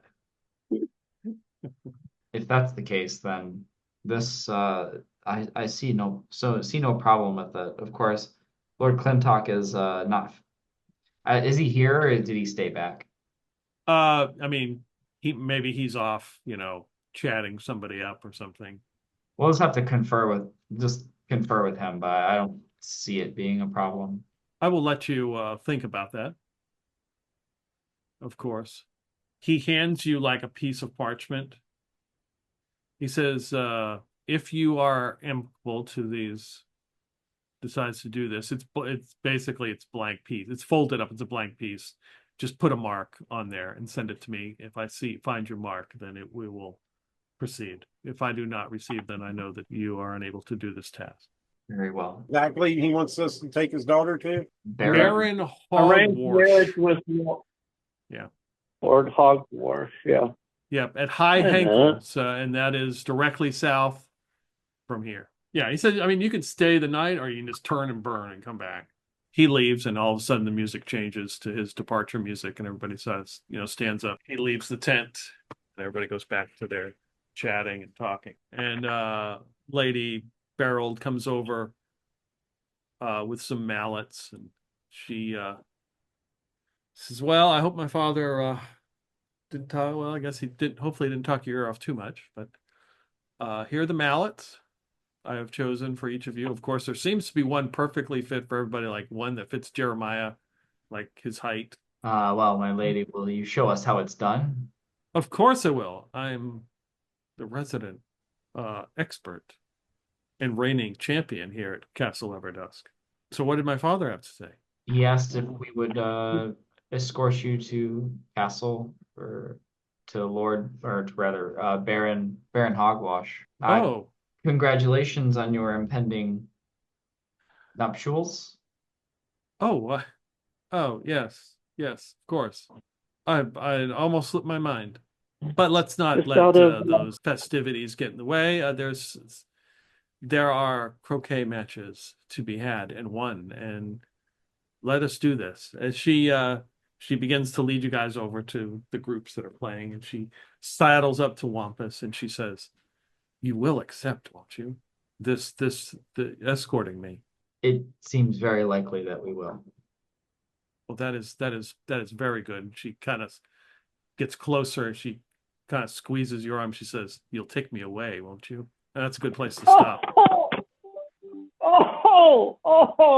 That's why she's okay. Suddenly Sybil's mind clears and it's like, okay, I understand. She picked the guy she thought she could manipulate. And okay, this makes all so much sense. Because she didn't think she could manipulate Clintock. And okay. This makes all so much sense now. Who hits on the knob? She even leans down to Jeremiah quietly once they're, step far enough away that they probably won't hear us. Crisis averted. Just some lady trying to get out of an arranged marriage. Yeah, that's what it sounds like. This could be a spot of trouble, though. We're gonna have a new member in the party. Wanted by the 8th Empire, wanted by Lord Ramius. Wanted in many and many a land. You escaped the creature. That was good. Oh yeah, the back and forth was funny. I mean, we managed to not only did we manage to escape by making it go back and forth, but pulled some really good items off its hoard. Right? We were able to turn its greed against it. Well, more like we were turning its bloodthirstiness against it. If it had just let us go out, its hoard would be untouched except for that lantern we picked up in the middle. Yeah, it should have let us go in that case. But then you guys can started decide getting what you worried want about to it do too with much. those magic items and stuff. You are going to separate Sybil from those magic items over blood at best. Well, I mean, you still have the chain shirt and the scrimshaw on the ivory tusk. Yeah. This is true. Wampus can't use them. Jeremiah can't use them. Yeah, you can use the No, ivory the- tusk thing to summon the creature. Yeah, that's energy. Oh well, yeah, but And you can speak with animals, so you could actually. And Jeremiah, right. So, yeah, Jeremiah got the lantern too. So, yeah, to some degree, the Tusk Summoner would be a Jeremiah item because he can speak with whatever gets called up. we I mean- probably ought to have that discussion when Wes is around too, so he can have his Yeah. input on what he wants to have. Yeah, If he was significant in gaining them, right? true. Just a little. Yeah. Like maybe he would rather trade me for the lantern for the horn or something like that. I mean, I don't know. Well, thank you for running, Pete. All right, thank you for playing. Yes, I will We'll be. find out if what you're going to do. You're going to escort the lady to her arranged marriage, or just whisk her away to the well and go hang out. All right, guys, I appreciate it. Yeah. All right, Lord. I'll see Thank you. you soon. All right, have a good weekend. Thanks, Pete. Have a good weekend. All right. Yeah, take care.